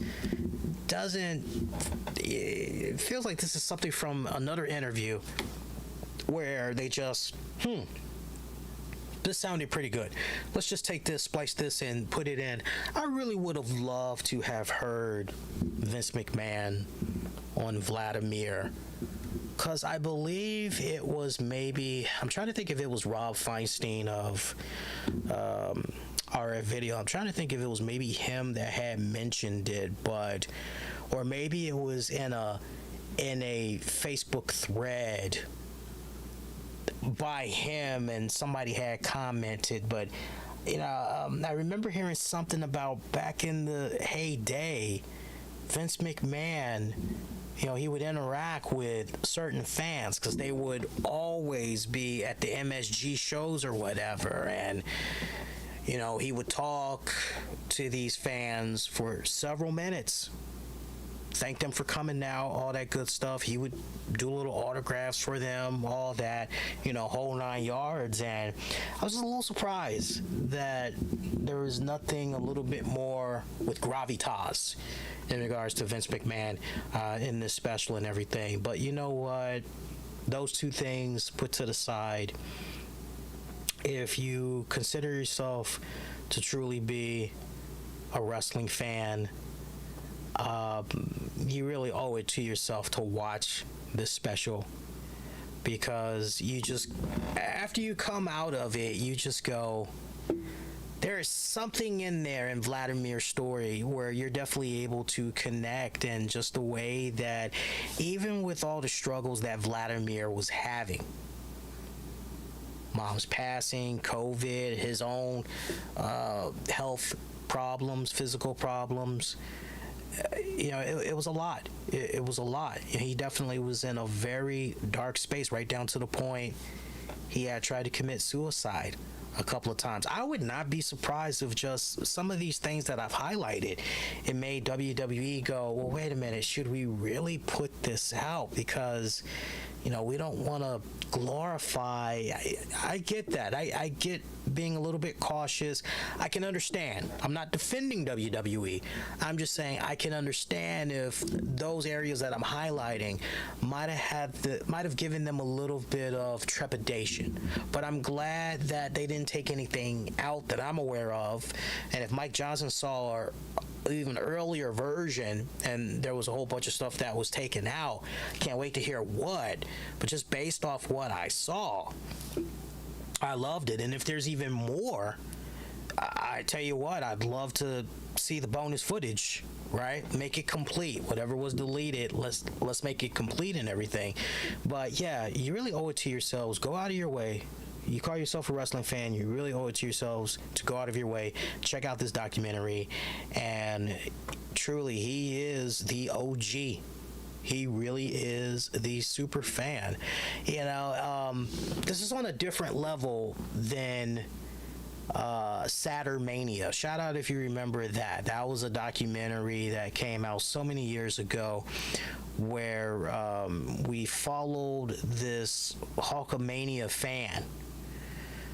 And he would just collect all things Hulkamania. He went to a whole bunch of wrestling shows, was a fan of the Hulkster, loved the whole idea of, say your prayers, train, eat your vitamins and all of that. Loved that whole slogan, series of slogans, and followed the Hulkster's work, even going to WCW and all that. And eventually, him and the Hulkster became best friends.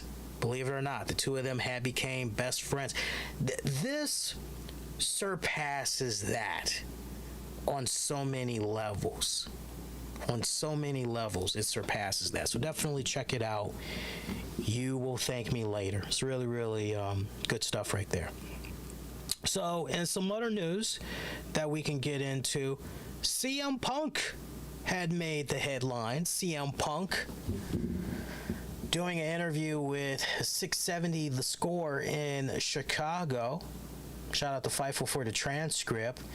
He was asked point blank if he was going to be at Survivor Series in November, and CM Punk just pretty much said, well, yeah, I see tickets have sold out there, so that's pretty good. And, hey, I'm just kind of minding my own business. I'm sitting at home, enjoying the Chicago weather, taking care of my dog, right? So, he's kind of dancing around it and everything, but something else that I haven't really seen pick up enough traction from a lot of the wrestling sites out there is later during this same interview, he's asked about a union in pro wrestling. And he had this to say, which is, for professional wrestling, yeah, wrestlers should 100% have a union. I'll always say this, and I mean it in the most loving way. Wrestlers will never unionize because wrestlers are stupid and selfish. That's just the way it is. There is always going to be somebody else around the corner that wants what you have, or possibly doesn't want you to have what you have, and they will do whatever the promoter wants you to do for less money. That's unfortunate. The boys never stick together. So marinate on that. I want to follow up on that one, because he was also asked on why wrestlers don't want to push for a union, and he had this to say. I think it's a lack of places to work It's really a wage gap disparity. It's a class war. When your boss is a billionaire and you don't want to rock the boat, this isn't in wrestling. This applies to anything. More often than not, people will want to keep their head down and not get in trouble and just go about their day. For better or worse, people have mouths to feed. There are people with kids, families, taking care of other people, and they can't afford to lose their job. Fortunately for me, I've never been that guy. I'm always like, I don't need the money. This is wrong, and I get to tell people it's wrong. I don't think the I don't think the platform I have is worth anything if I don't speak from the heart about issues that I feel are important. He followed up saying, I've researched, as far as researching a strike goes, probably not as extensively as I should if I was going to act on this. It's just me.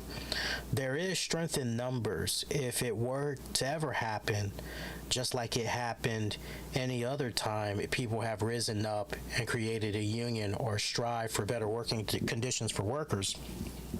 It has to be a good group of people. People have to stick together, and wrestlers are just never going to stick together. It's sad.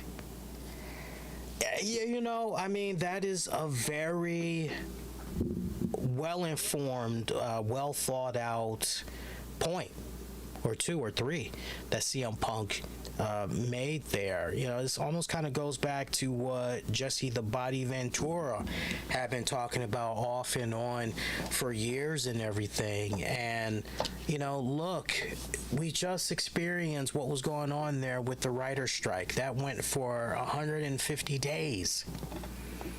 150 days. We still got the actors on strike. As we're doing this show right now, we've still got the actors on strike.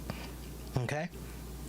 The automobile industry, we've still got some parts of that that's still on strike. It looks like something might be down the pipeline of a deal or whatever, right?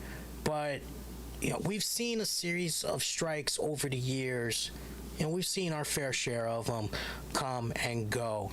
We have seen at one point the NBA. We've seen them have a respected strike and all of that. And to CM Punk's point, there is strength in numbers. When you have a series of, not just your everyday, average Tom, Dick, and Harry, but when you have heavy-hitting names that are joining these strikes as well, then you have a very unique situation here where, oh wow, we definitely need to pay attention. See, a strike only works when collectively all the people that are involved, they go, yes, we are going to do this, and we are going to sit this out. We have enough money that has been put to the side. We have saved enough money. We're going to do this. Let's go there. Let's freaking go there. We'll do this. And we'll keep on going until the very end. And CM Punk, he highlighted it extremely well, which is, sadly, there are those that, their priorities. Some have kids, some have families, some are taking care of some, right? Not everybody can do this. Not everybody can do this. It's something that we have talked about here on the show off and on over the last 11 going on 12 years. And I would just love it if we would one day see a union. I tell you what, I remember a couple of years ago when who was it? Zelina Vega. I remember how outspoken she was. Remember that? And I was very quick to mention to you guys here on the show. Remember that? She didn't want to stop with her Twitch channel and all that other stuff, bringing in her money. And, Vince McMahon and crew, they were giving her a hard time. Remember all that? Then you had the girl from Beverly Hills, 90210. I think she was representing the Actors Guild at the time or whatever. You go, girl. You know, yeah, we're behind you. Remember the one freaking guy? I don't know if it was Pete Buttigieg or somebody else, but there was some politician that was trying to shed light on that, and yeah, you go, Zelina Vega. And then every Tom, Dick, and Harry that had a freaking podcast wanted to interview this guy, right? They wanted to interview this guy and all of that, and right. And we see what happened with Zelina Vega at the very end. We saw what happened to her when she tried to stick to her principles, and I'm sure that very quietly, you know, she probably said to herself, what the hell? Here I am, I thought I was doing the right thing. Hey, strength in numbers, and when it counted the most, all I got was a whole bunch of people just talking a really good game, but they weren't backing anything up. An individual going up against a machine of an empire, that never ends well. I don't care how well researched you are and everything. You talking about an individual going up against $1 million, multi-million dollar, possibly $1 billion enterprise. Yeah, that ain't happening. You ain't winning that. You forget about it. There really is strength in numbers. There really is strength in numbers. Sad but true. And then you have those that don't give a damn about no strike. They don't care about, they want to keep working. They want to keep working so they can continue to provide for their loved ones, so they can be financially well and stable. And, you know, if that means they got to rat somebody out for, a la, go back to Jesse Ventura once again. If they got to rat somebody out, all in the name of getting into a better financial position, then so be it. It takes a lot. There's a whole lot of moving, you know, people need to understand this, especially those that, you know, oh yeah, we would go on strike, you know, like, you know, these are people that don't know what it's like to run a business, have never participated in a strike before in their entire life, like, understand the inner working. There's a whole lot that has to be in sync when you get ready to do this. A whole lot. And if you got even just one joint off in that long series of, okay, we got to make sure this is on point, and right, everybody agrees that we're not going to go back to work, and we're right, man, you got to have so many pieces in place on point. It's not even funny. So we got CM Punk throwing a little bit of smoke and mirrors in there as far as Survivor Series. That's kind of one of those, let's wait and see.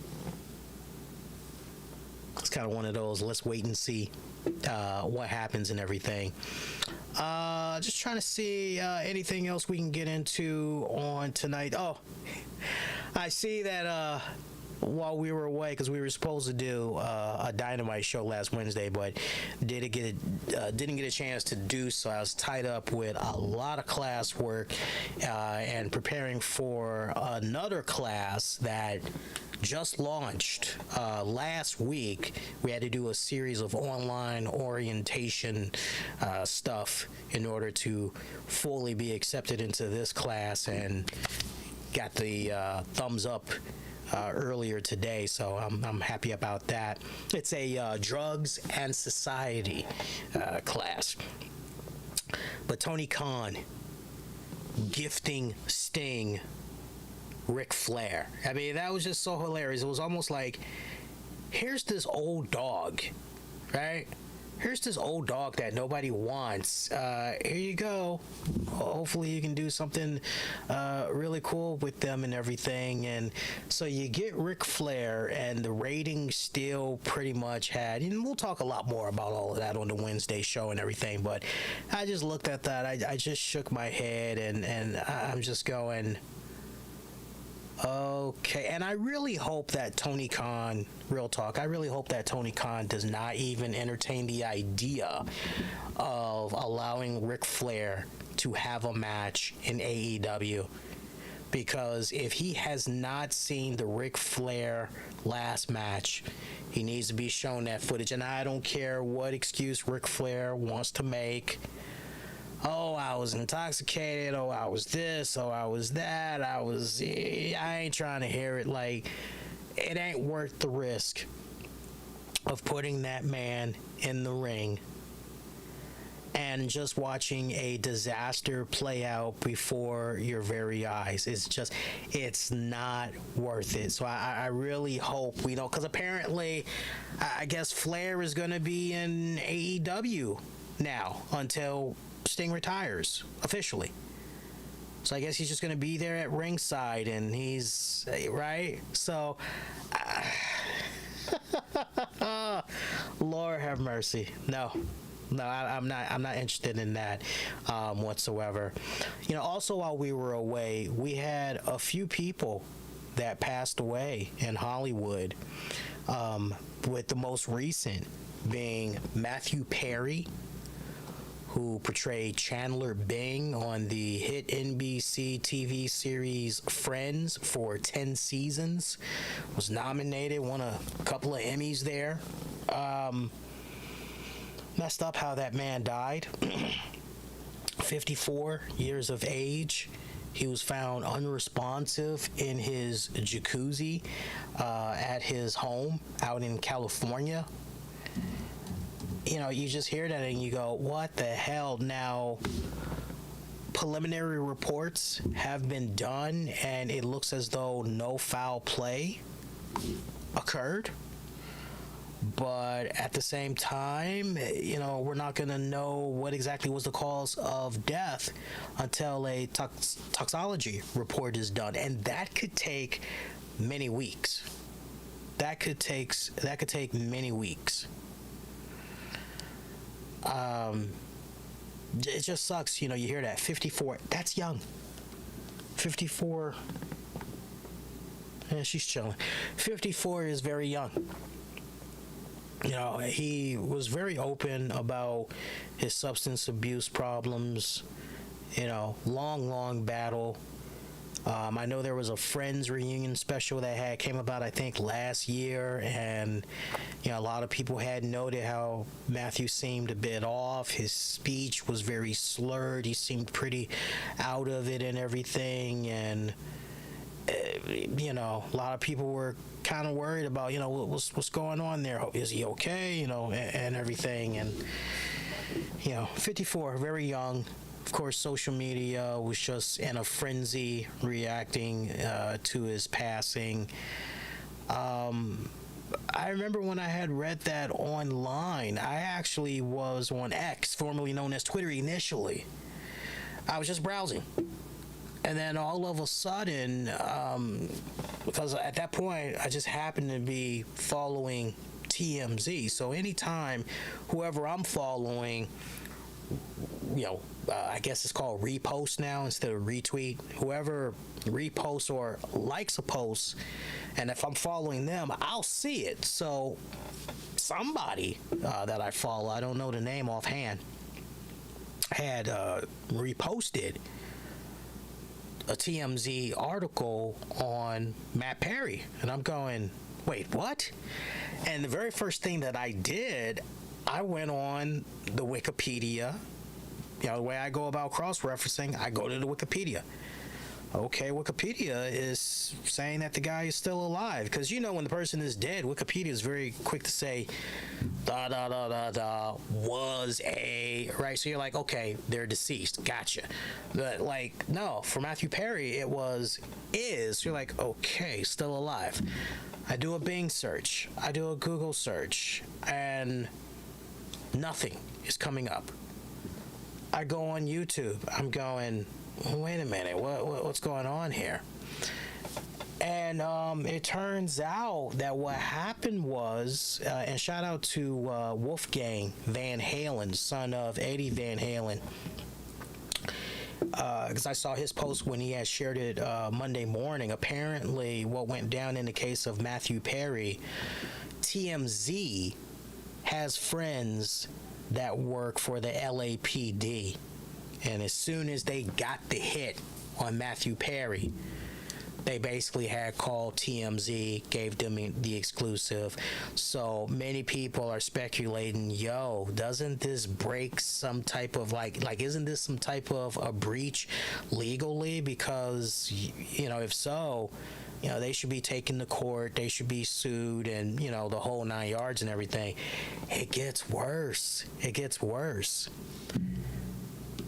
Matthew Perry's parents showed up at the hospital. I guess, at this point to, look at the body or whatever. And they've got TMZ and other paparazzis. They're there at the hospital taking pictures of them, and you're just like,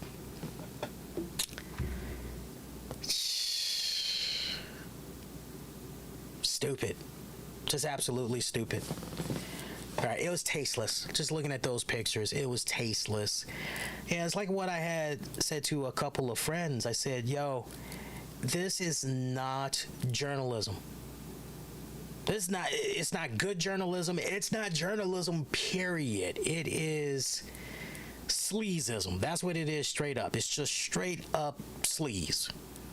And how can anybody support that? I remember when they had shared all that stuff, I was just looking at the timeline, and man, there were so many people that TMZ had alienated. You think they care? Obviously not. They don't. They're not going to care. But, to just see how that was handled, to the point, Wolfgang Van Halen, he said, look, when my father died, TMZ, they operated the same freaking way. So he's been on a crusade telling people TMZ, and I don't blame them. I do not blame them. I thought the Kobe Bryant stuff by TMZ was a little bit, I thought that, but this, I don't know what it is, but something with Matthew Perry, it was just on another level where I just said, yeah, I'm out on that. And I think what really it is for me personally, I can't speak for anybody else, but what it is for me personally, the fact that I'm in college and I'm majoring in media production, so I'm learning about journalism and and all of this. I already got the head start years prior being self-taught. Now it's just about really understanding the fundamentals and getting that piece of paper saying, yo, I'm an expert in this. Learning what I've been learning these past couple of semesters, I'm really sitting back now and I'm just, that's not journalism. Call it whatever you want, but that's not journalism. That's not how you do it. Yeah, turn my stomach. I just tried to focus more on Matthew Perry, the people he leaves behind, the friends, the family, the colleagues, and I'm just going, damn. The fact that they did not have that small, intimate moment to themselves before the public. Because think about it. Some people that die, you go, oh, wow, this person died? What the hell? And you get a statement that goes, yo, this person had passed, turns out 3 weeks ago. And to the person that is saying, acknowledge me. We're talking about some serious topics right now. This is some pretty heavy right now. So we're I see what you're saying, and I mean, trust me, if I can get a moment where I can somehow figure out how to slide a comment of yours in there and everything, and to everybody else, yeah, I'll gladly do that. But something as serious, as heavy as this, it's like, it sucked. It freaking sucked. Didn't like it whatsoever. That rubbed me the wrong way. So to the friends, family, colleagues of Matthew Perry, my thoughts are definitely with you all. I was telling a buddy about this the other day in regards to friends. Some fun trivia for you guys, just to kind of lighten the mood up. NBC, don't believe me on this, look it up yourselves. Look it up yourselves. NBC initially had the opportunity to pick up the TV series Living Single, starring Queen Latifah. But, and this was in 1993, NBC ultimately passed on the series. At this point, they pretty much had a different world. They also had the Cosby Show, and pretty much it got to a point for NBC where they essentially said, yeah, as far as our black quota goes, we're good, but thanks for offering.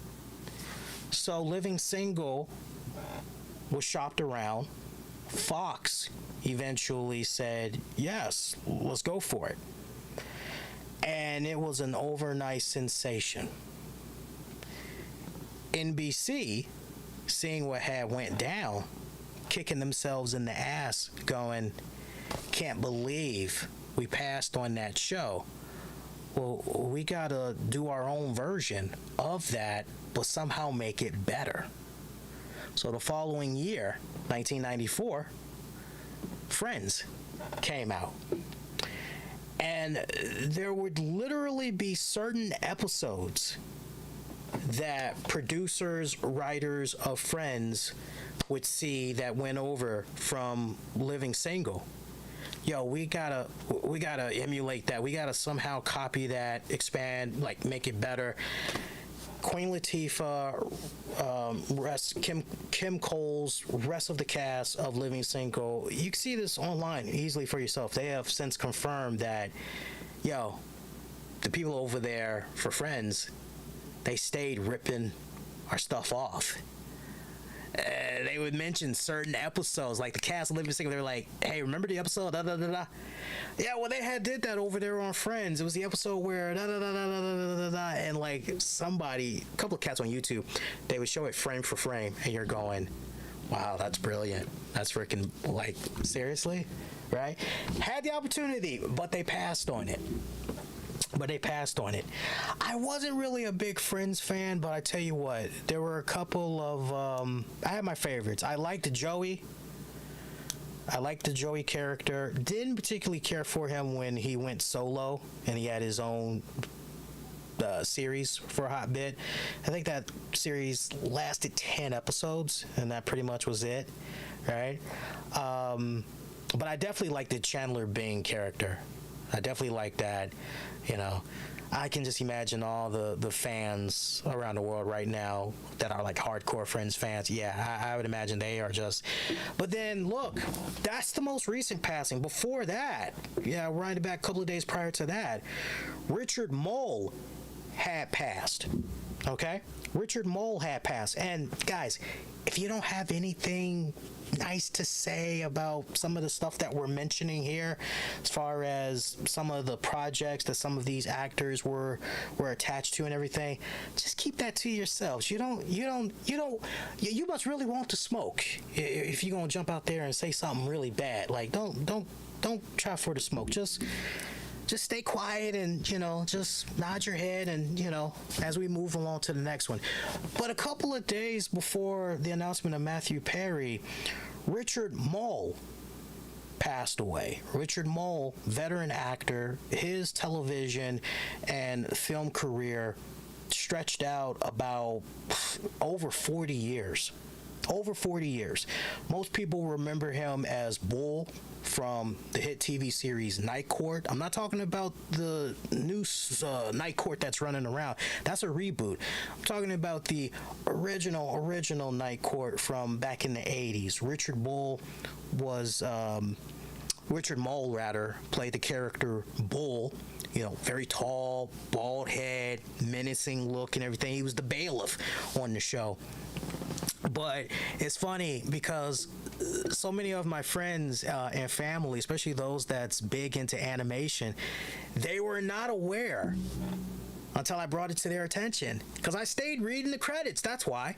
They were not aware that he did the voice of Two-Face for Batman the Animated Series. They were not aware that he did the voice for Scorpion in the 1990s Spider-Man. animated series.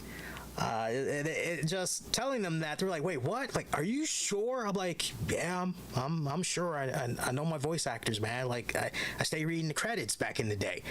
And like, really? I'm like, yeah, go look it up yourself. And a couple of minutes later, son of a, you were right. I'm like, yeah, I tried to tell you, right?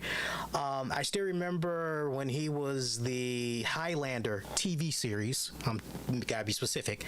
Highlander, the TV series villain. Oh, he played that beautifully. I think that was the very first episode. Could be wrong, but I believe it was the very first episode, or two-parter or whatever. But I know it was early on during the Highlander series. I had a friend, true story, I had a friend that went out of his way to collect as many Highlander swords from the TV series as possible.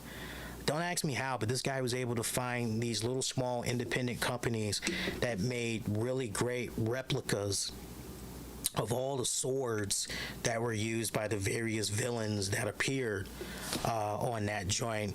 At least those that seemed like pretty popular amongst the cult following fans or whatever. And he had a nice collection of those swords, man. I used to come over to his house and I'd look at his swords and I'd be like, damn, like, that's pretty. I wonder if he still has that collection. Seriously, I really wonder if he still has that collection. Your guess is as good as mine. But yeah, veteran actor. Looks like just natural causes for all intents and purposes. So 80 years of age, that's a nice run, right? Rewind it back before that, though, just some years, or correction, just a couple of days prior to the announcement of Richard Moll passing away. We lost a Hollywood icon superstar, Richard Roundtree.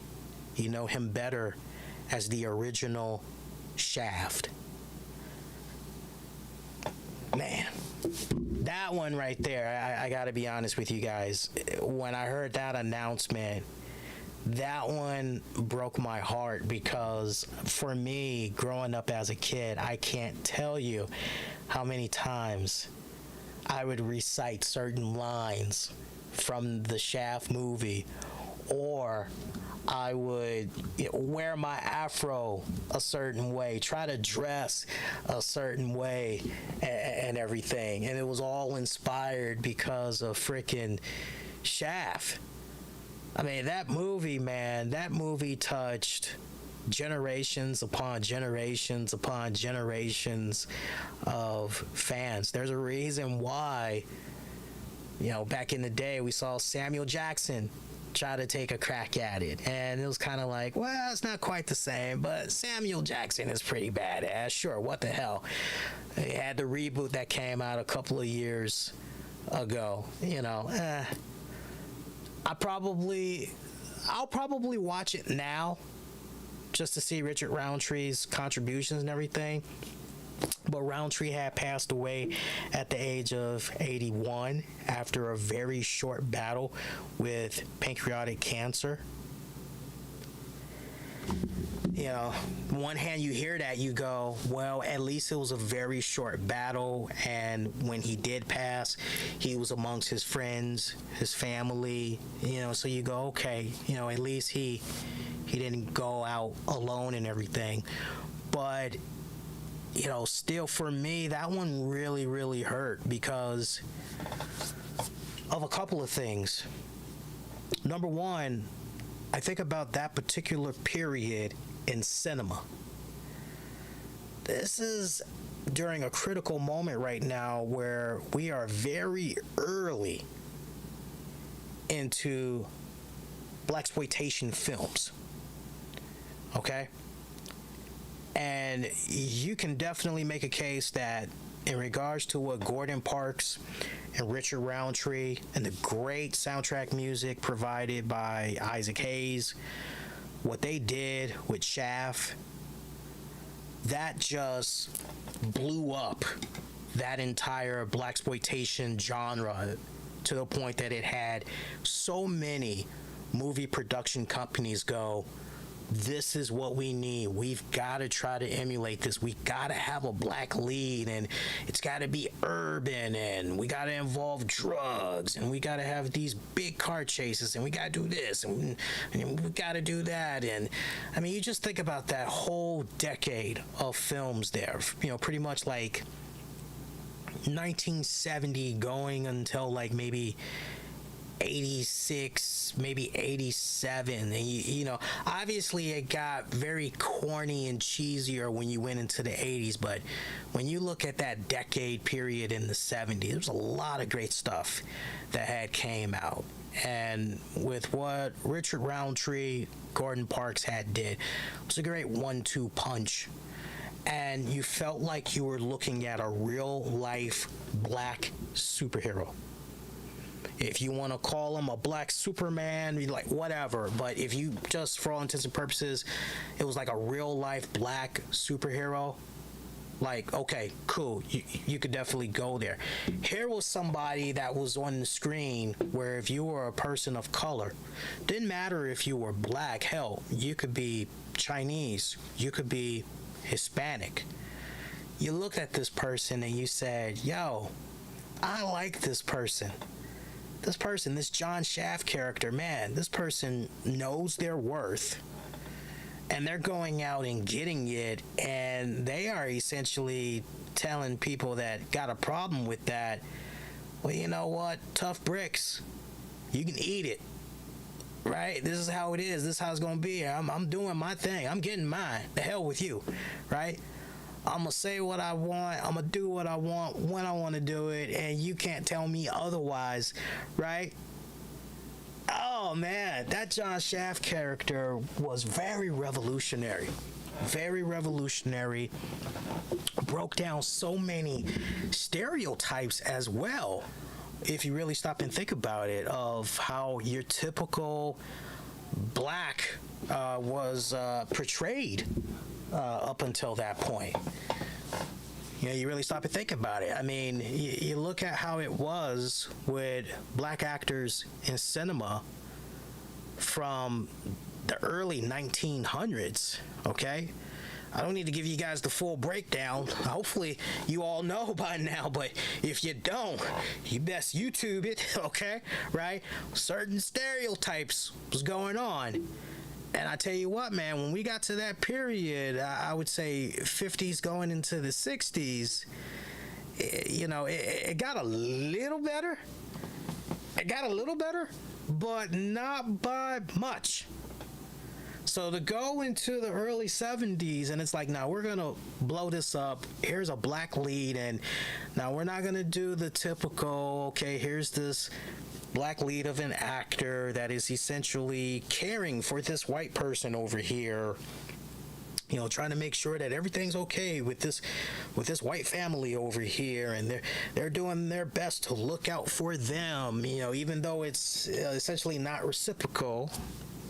I'm just telling you how it was with the films back then. This is matter of fact, okay? It's a matter of fact. Shaft just blew that whole thing up. Right? You look at the timing of that too. I mean, a couple of years removed from the assassinations of Malcolm X, a couple of years removed from the assassination of Martin Luther King Jr. Just so much going on with that. It's a lot to dissect. It's definitely a lot to dissect. If I'm not mistaken, I'm trying to think if I ever did a movie review for Shaft, because I know back in the day we had our 30 with Lee series. All I would review is movies. I'm not sure if I ever did one for Shaft. I'd be surprised to hear I did not do one for Shaft, because true story, let you in on a little bit of a secret. The logo that we use, even still to this very day, for that 30 with Lee series, when you look at that logo, that centerpiece where you see me, leather jacket, and I'm holding a gun and all that, spoof that off of Shaft. I remember exactly when I was talking to the artist I was working with for designing it. I said to him, yo, I want something that definitely screams cinematic, that we're definitely talking about movies like TV shows. And he says to me, okay, dude, tell you what, tell me some of your favorite movies and actors, and I can kind of work from there. And I told him, because that 30 with Lee series, that goes back like 7, almost 8 years. So that's how old the logo is. So don't think I'm just bringing it up just for the hell of it, for some shameless plugs or some crap. No, I'm being legit honest with you guys, right? So when he got done with my input, I told him, I said, well, I like Richard Roundtree. I'm a big fan of Shaft. I love Pam Grier. And he was like, okay, say no more. I got you. And he came up with the perfect logo. And I was like, dude, that kicks ass. I love that. That's how much of a big fan I am of Richard Roundtree and everything. And I still remember when they had tried to do the Shaft TV series. It was on CBS. It only lasted 1 season. I don't even think it made it a full order. But for those of you that don't know your shows and all that, yeah, believe it or not, they tried to capitalize on the success of the Shaft movie. They tried to do a TV series with Richard Roundtree returning in the lead role. Okay, you can't go wrong with that, right? That's a win-win situation. You can't, man, everything that worked well with the movie, they went 180. Remember, Shaft was a private detective. He didn't like working with the police. He did everything in his power. He despised working for the police. He did everything in his power to not work with the police. Okay? He preferred to work with his own people. So whether you were on the right side or you was mixed up in some illegal stuff, if you was black, he was going to mess with you depending on what type of information he needed. Let's be clear. When that CBS show had came about, oh man, they had, don't ask me why, but they had Shaft working as a detective. He was no longer a private detective. He was working as a detective. So you're like, wait a minute, how does that... And a lot of the same swag and stuff that the man had on the movie, all that was stripped down. They essentially had this guy, for all intents and purposes, I looked at the way they did that portrayal for TV as a black version of Sidney Poitier just walking around with a badge, just trying to help out white people. And no, don't try to say I'm racist because my wife is white. I've been with her for almost 15 years now. So it ain't got, don't dare try to say, oh, you being racist. No, I'm telling you how it was. Don't believe me, just go back, watch the very first Shaft movie. Make mental notes. Hell, take a pen and paper, write down notes of how the character is being portrayed. Write down the characteristics. And then immediately, when you go right into the TV series, you'll see what I'm talking about. It was really, really bad. So, yeah. But he was linked to that forever. It's funny because a lot of other people, they remember him from other projects as well. Of course, let's not forget Roots, Generations. He was definitely good in that. Desperate Housewives as well. Of course, he did a sequel to Shaft. He did Shaft's Big Score. He also did Shaft in Africa. I clocked out. I tried watching Shaft in Africa. That just, yeah. I didn't particularly care for that one. I pretty much was done. Let's not also forget he was in Steel. I know a lot of people don't like Steel. Of course, I'm talking about the joint with Shaquille O'Neal, Uncle Joe. A lot of people don't like that movie, but I liked it. I actually that's one of my favorite, tell me something I don't know. Yeah, that one. I actually like the movie Steel. Learn something new, man. Wasn't there a black TV series that he was on a couple of years ago? not Finding Amy. It kind of felt. I know he did an episode of Lethal Weapon. I remember that. He did Chicago Fire. Being Mary Jane. That's the show that I'm thinking of. He did Being Mary Jane. He had a recurring role on there. Was pretty good on there too. I saw a few episodes of that. He was pretty good. Diary of a Single Mom. Lincoln Heights. It's a lot of really good stuff that he was attached to. As far as TV shows go and everything. As far as films go, you know, he still had a pretty good, he was still in high demand. You know, he was doing stuff every couple of years, like 2-3 years max. And there's something that's in post-production right now called Thelma.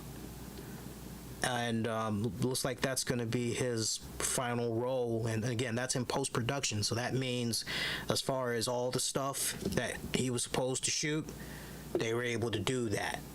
They were able to do that. If they needed him to go over and do some voiceover for his parts, they were able to complete that as well. So I don't know what the synopsis for that one is right now, but that is a piece of pop culture. All three of those guys that I mentioned, but particularly Richard Roundtree, definitely a big loss right there. You know, not just as far as pop culture goes, but it's definitely a big loss for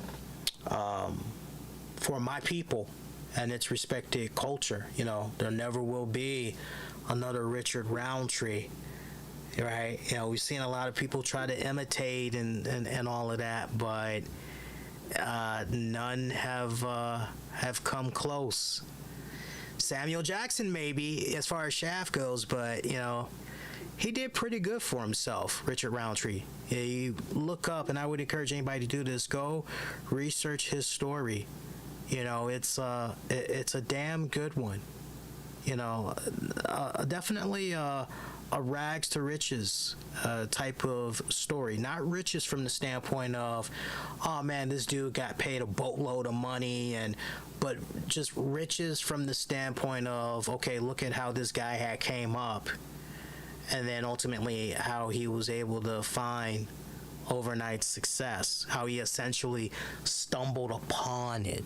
You know, just the story itself and hearing how he ultimately obtained the role of Shaft. That's a fun story in itself right there that I would highly encourage you guys to go out of your way and check out. So, on that note, let's stick a fork in it, call it DONE done. Your next edition of the RCWR show, which is going to be episode number 1058. It's going to go down Wednesday, November 1st, 2023. I'll be with you guys after AEW Dynamite goes off the air. Loads we're going to get into on that one. Looking forward to that show. We'll get into some AEW news. We'll get into some Impact. I know a couple of people are going to be tuning into that show because I recently had tried out the Impact Wrestling membership on YouTube. And some people were like, yo, thanks for being our guinea pig. Looking forward to hearing about. I've got a lot to say in regards to that, which you all should find helpful if you've been a little bit on the fence about investing in their YouTube subscription and everything. We'll also go over highlights from the NXT Halloween Havok Night 2 event. And some more. There's loads more that we can get into. We were supposed to get into the wrestling ratings on tonight's show, but you know, with everything that we just covered and everything, we'll save it. We'll save it for the Wednesday show. Meantime, be kind, rewind, check out previous episodes you might have missed on demand and on the downloads wherever you get your podcasts. Just search the RCWR show. You can get at me on X, formerly known as Twitter. You can also get at me on the YouTube. Also, the Facebook, use the keywords, the RCWR show. Very interesting. I'm looking at the Facebook page right now, and I am getting like the most weirdest notifications as far as folks that have tried to like the page. What is it with these weird profiles from these weird countries, I tell you, and you go on the profile pages and they're all pretty much blank. They've only got like one thing posted, nothing else. It's very suspect, I tell you, very, very suspect. Appreciate the love and the support as always. Oh, hey, before I get ready to end the show, I can't believe I almost forgot about this. I definitely want to end it on this note, and I apologize for our audio listeners that aren't able to see this, but if you want to see this, I would recommend you go out of your way and go to the YouTube stream and fast forward to the 2 hour 19 minute and 10-second mark, and you'll see this. So let me set it up properly. So as some of you guys know that maybe are following the show on social media, I tend to be a lot more interactive on the social media feeds these days. I have been talking with the wife and our oldest dog, who's a Pekingese. She's not doing too well health-wise. She's got serious arthritis. She has fluid in the heart, and there's a whole lot of stuff that's going on with her. So it's just a matter of time before, like, we would personally be shocked if she made it a whole nother calendar year. So we had got about 2 years ago Yorkie, Chloe. You all have seen her. She's appeared on the show a couple of times, chilling in the background and all that other stuff. She's gotten nice and big now. So she's doing great. She's doing great health-wise. I mean, she's got a lot of spunk, very territorial, very protective. Love her. I freaking love her. And, me and the wife, we were going back and forth about this, and I said to her, look, Maggie doesn't have that much time left, and man, that would just be so unfortunate to be in a situation where when she does pass, Chloe is just pretty much alone. Because pretty much we got Chloe extremely early when she was born. We got her I think about 5 weeks after she was born. Yeah, we got her very, very early. So we raised her when she was extremely, extremely small, practically the size of this microphone, give or take, and everything.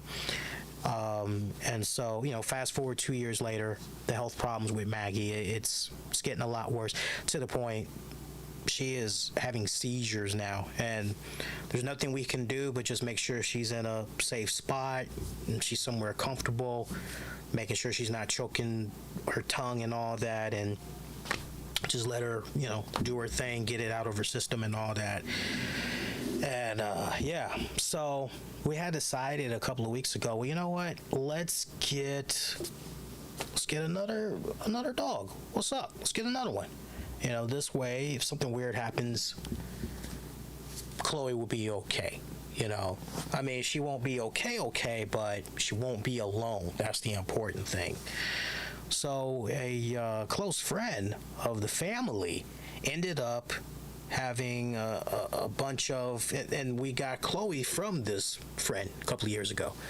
Well, this same friend had another litter, and originally it had appeared, ain't got nothing. But then there was, well, actually, wait, no. And so Hollie is her name. So wifey had went to see Hollie on Friday, and I said to her straight up, I said, look, if everything's good, you like Hollie, you're getting good vibes, bring her on home. We'll figure it out. The next thing I know, about 5 hours later, I get a call. And wifey goes, hey, can you come outside? I go, oh, do you need help with the groceries? She goes, yeah, something like that. Come on out. I'm like, okay, let me just put some slacks on. Give me about 2 minutes. I come on out there. And I get closer and closer. I don't have my glasses on, so everything's kind of looking a little fuzzy. But finally, when I get right up to the front of the car, she rolls her window down. And that's when I see her. I go, oh, and she has been a sweetheart. So let me introduce you guys to her. It's about time for her. She's sleeping. She's been sleeping most of the night. But it's about time for her to wake up anyway, because I got to get ready. You guys know that are animal lovers, particularly dog owners. When you got puppies, it's like at least every 2 to 3 hours you got to take them out, use the bathroom and everything. So, yeah. Oh, she's alert too. She's moving around. Come here, little buddy. Come here, little buddy. All right. There we go. Let you guys see her pretty good. So I love her as she's climbing. There you go. I love this little girl. She is very quiet, but at the same time very curious, and she is playful. So she's a sweetheart. She is a sweetheart.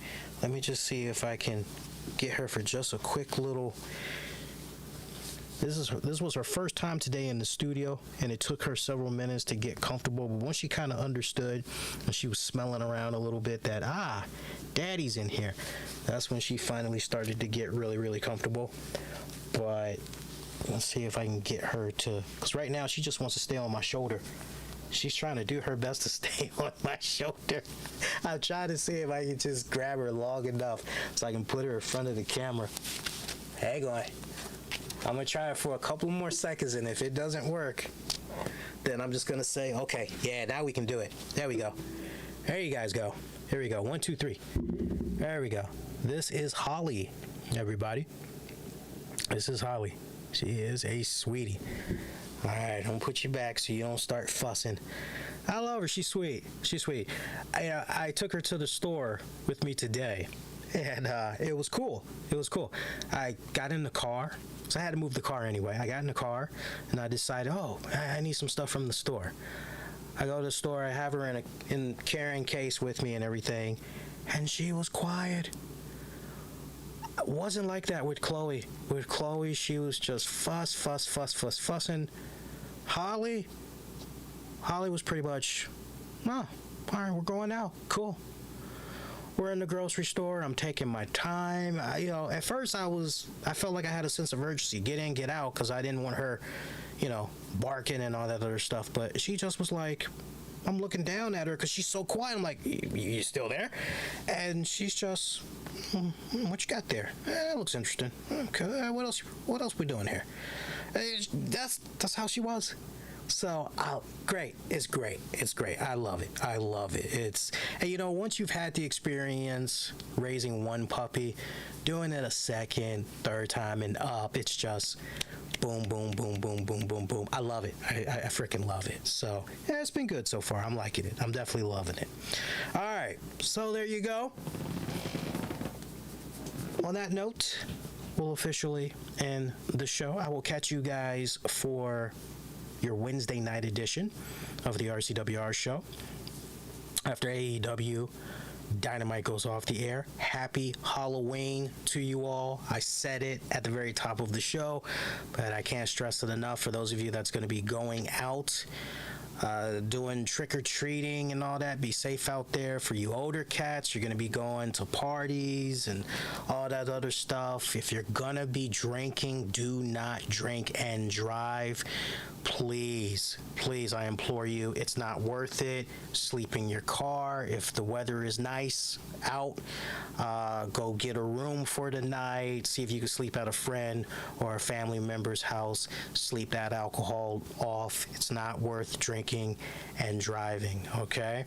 That's going to do it. Till next go round, wishing all of y'all to be safe. Most importantly, be kind to one another. I'll see you guys next go round. Take care, y'all.